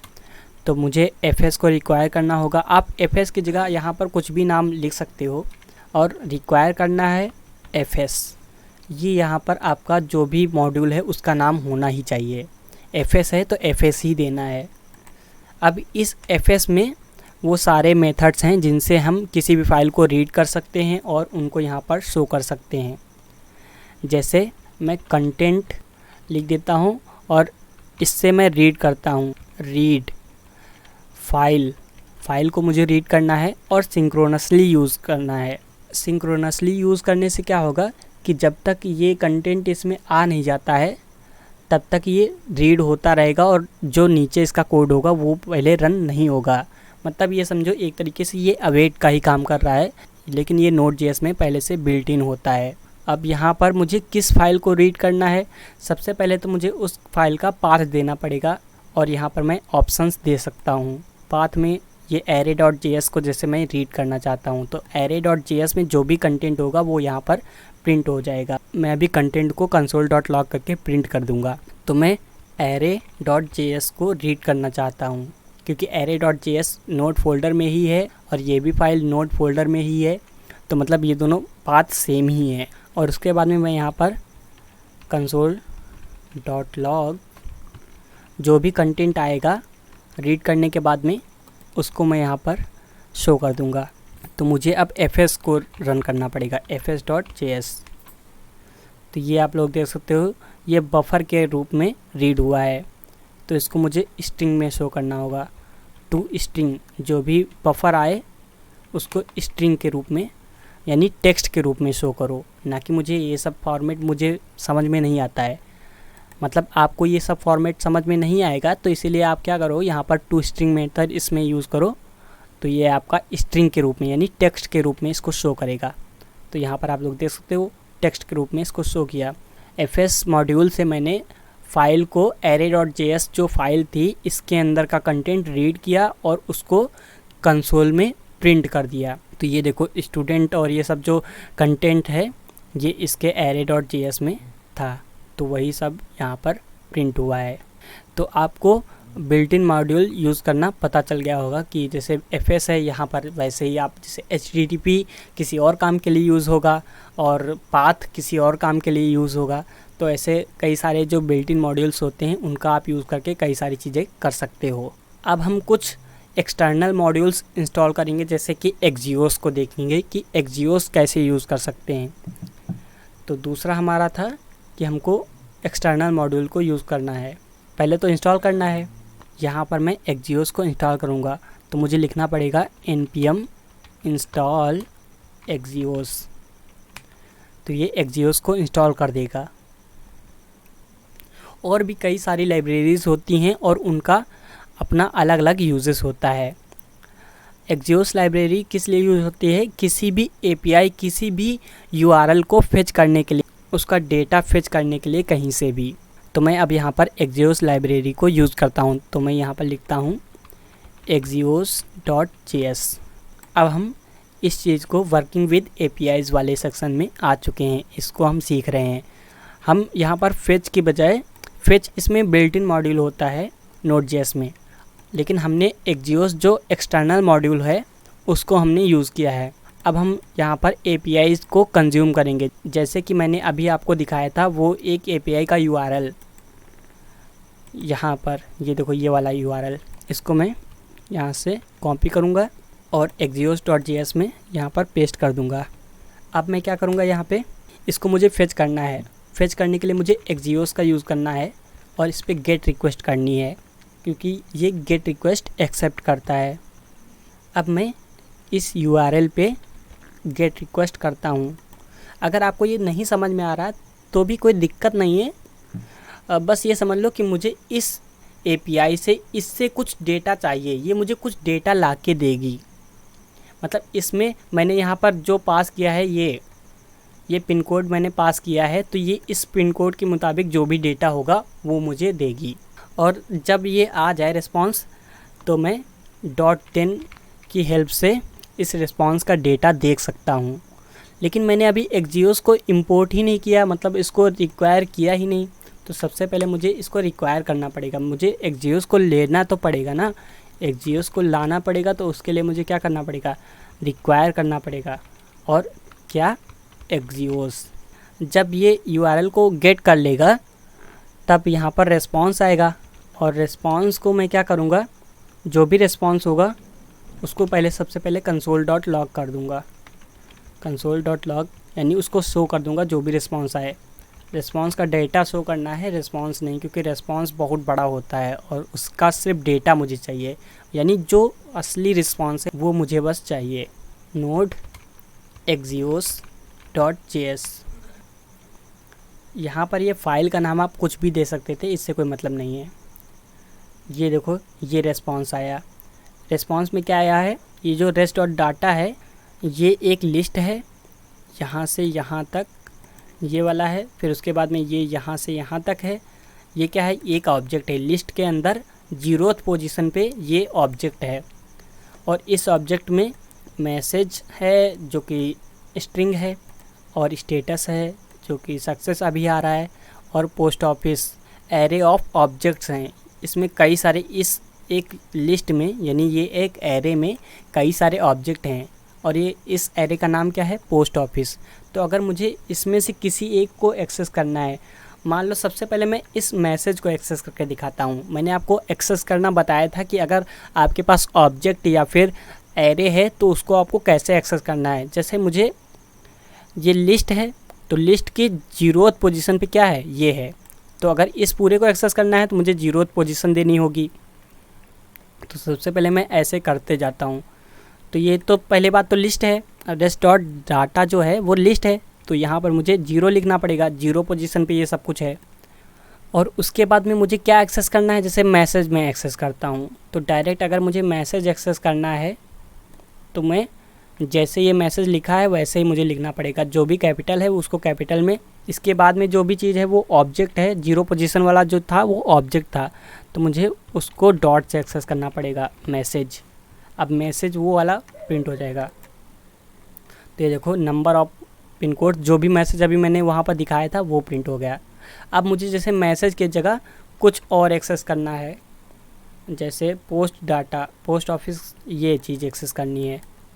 तो पोस्ट ऑफिस में एक्सेस करना चाहता हूँ तो यहाँ पर डॉट पोस्ट ऑफिस। अब इसको मैं एक्सेस करके देखता हूँ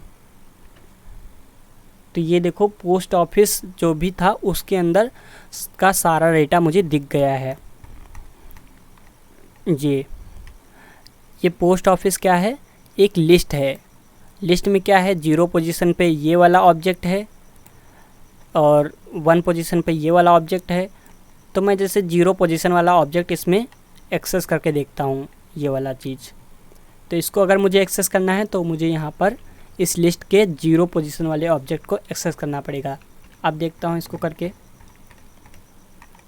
अब मुझे सिर्फ उतना ही दिखेगा जितना मैं एक्सेस करना चाहता हूँ। तो यहाँ पर ये देखो ये इतना ही ऑब्जेक्ट आ गया यहाँ से यहाँ तक। अब इस ऑब्जेक्ट के अंदर मुझे क्या एक्सेस करना है, इस ऑब्जेक्ट के अंदर जैसे मुझे ये पिन कोड ही एक्सेस करना है तो यहाँ पर डॉट पिन कोड का, या फिर मैं इसका नाम नेम जो है इसको एक्सेस करता हूँ, नेम। तो यहाँ पर मैं इसके नेम को, क्योंकि ये ऑब्जेक्ट है तो डॉट से इसको एक्सेस कर सकता हूँ। और इसका जो भी नेम है, यहाँ पर जो भी प्रॉपर्टी है उसकी जो की है उसको मुझे यहाँ पर लिखना पड़ेगा, तो उससे मुझे ये नेम एक्सेस हो जाएगा। और अब मैं यहाँ पर एंटर करता हूँ तो ये देखो बड़ौदा हाउस आ गया। सबसे पहले मैंने यहाँ पर गेट रिक्वेस्ट की इस यूआरएल पे जिसका पिन कोड मैंने ये दिया था। अब मैं यहाँ पर पिन कोड चेंज करके जैसे मैं 226102 ये देता हूँ। अब इसको फेच करता हूँ, इसका देखते हैं 0 पोजीशन पे क्या नेम होता है, सब यही चीज़ रहने देते हैं। और अब फेच करते हैं तो देखो भदवाना आया। इसका नेम के बजाय पूरा एक्सेस करने की कोशिश करते हैं तो ये ऑब्जेक्ट में ये सब चीज़ें थी, जिसका नेम था भदवाना, डिस्क्रिप्शन था ये, और ब्रांच टाइप ये। और अगर यहाँ पर मैं 0 हटा दूंगा तो ये सारे जो भी ऑब्जेक्ट होंगे इस लिस्ट में वो सब कुछ शो हो जाएंगे। ये है एपीआई जिसको हम गेट रिक्वेस्ट कर रहे हैं। आप गेट रिक्वेस्ट और पोस्ट रिक्वेस्ट के बारे में बहुत अच्छे से डिटेल में जानोगे। ये तो अभी सिर्फ बेसिक चीज़ के लिए है, जावास्क्रिप्ट को जानने के लिए कि जावास्क्रिप्ट से आप क्या क्या कर सकते हो। तो अभी आपने एपीआईज़ के साथ भी वर्क कर लिया कि एपीआईज़ कैसे आप यूज़ कर सकते हो। और भी कई तरह की एपीआई होती हैं, उनको आप फेच करके उनका जो भी डेटा हो उनको आप निकाल सकते हो। तो हमने यहाँ पर कई सारी चीज़ें देख ली। अब एक चीज़ मैं यहाँ पर और एक्स्ट्रा ऐड कर देता हूँ, जैसे कि ये देखो रेस, और इसके बाद में मैंने यहाँ पर ये लिखा है। ये लिखने का मतलब क्या है कि ये जो है एक एनोमिनस फंक्शन है। यहाँ पर मैंने फंक्शन का नाम नहीं दिया है। फंक्शन का नाम ऐसे होता, फंक्शन तो ऐसे बनता है ना। अब यहाँ पर फंक्शन का नाम जैसे सम नाम से फंक्शन बनता है, तब जा कर के जब ये करते हैं तब जा कर के यहाँ पर हम फंक्शन को डिफ़ाइन करना स्टार्ट करते हैं। जैसे यहाँ पर मैं रेस ही लिख दूँ, रेस, और उसके बाद में तब ये करूँगा, तब जैसे कंसोल डॉट लॉग करूँगा, तब ये बना मेरा फंक्शन। ये एक पैरामीटर है। अगर आपके पास सिर्फ एक पैरामीटर है आप बिना ये चीज़ लगाए उसको यूज़ कर सकते हो। और अगर आपके पास 2-3 पैरामीटर हैं तो आपको ये लगाना पड़ेगा और कॉमा दे करके दूसरे पैरामीटर रेस2 जैसे हो तो उसको भी आपको ऐसे एक्सेस करना पड़ेगा। जिससे अगर आपको कुछ भी तुरंत रिटर्न करना हो तो आप ऐसे लिख सकते हो, नहीं तो आपको यहाँ पर ब्रैकेट्स भी लगाने पड़ेंगे। और तब जा कर के आप उसको पूरा डिफ़ाइन करो, पूरा फंक्शन अच्छे से लिखो, तब जा कर के आप उसको रिटर्न करो लास्ट में। अगर आपको डायरेक्ट कुछ भी रिटर्न कर देना है तो आप बिना रिटर्न कीवर्ड यूज़ किए और डायरेक्ट जैसे कंसोल डॉट लॉग लिखा और बिना वो कर्ली ब्रैकेट्स के वो ब्रैकेट्स आपको नहीं लगाने हैं, कर्ली ब्रैकेट्स से इसको क्लोज़ नहीं करना है। इस console.log को पूरी तरीके से उस कर्ली ब्रैकेट के अंदर अगर आप क्लोज़ कर देते हो तो इसका मतलब आप यहाँ पर रिटर्न नहीं कर रहे हो कुछ भी।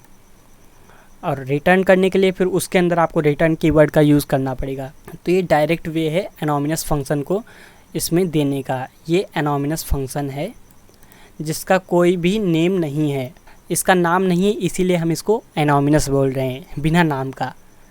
लेकिन इस फंक्शन का नाम क्या है? सम है। ये यहाँ से यहाँ तक एक फंक्शन है और इसको मैंने नाम क्या दिया है? सम नाम दिया है, एनोनिमस फंक्शन।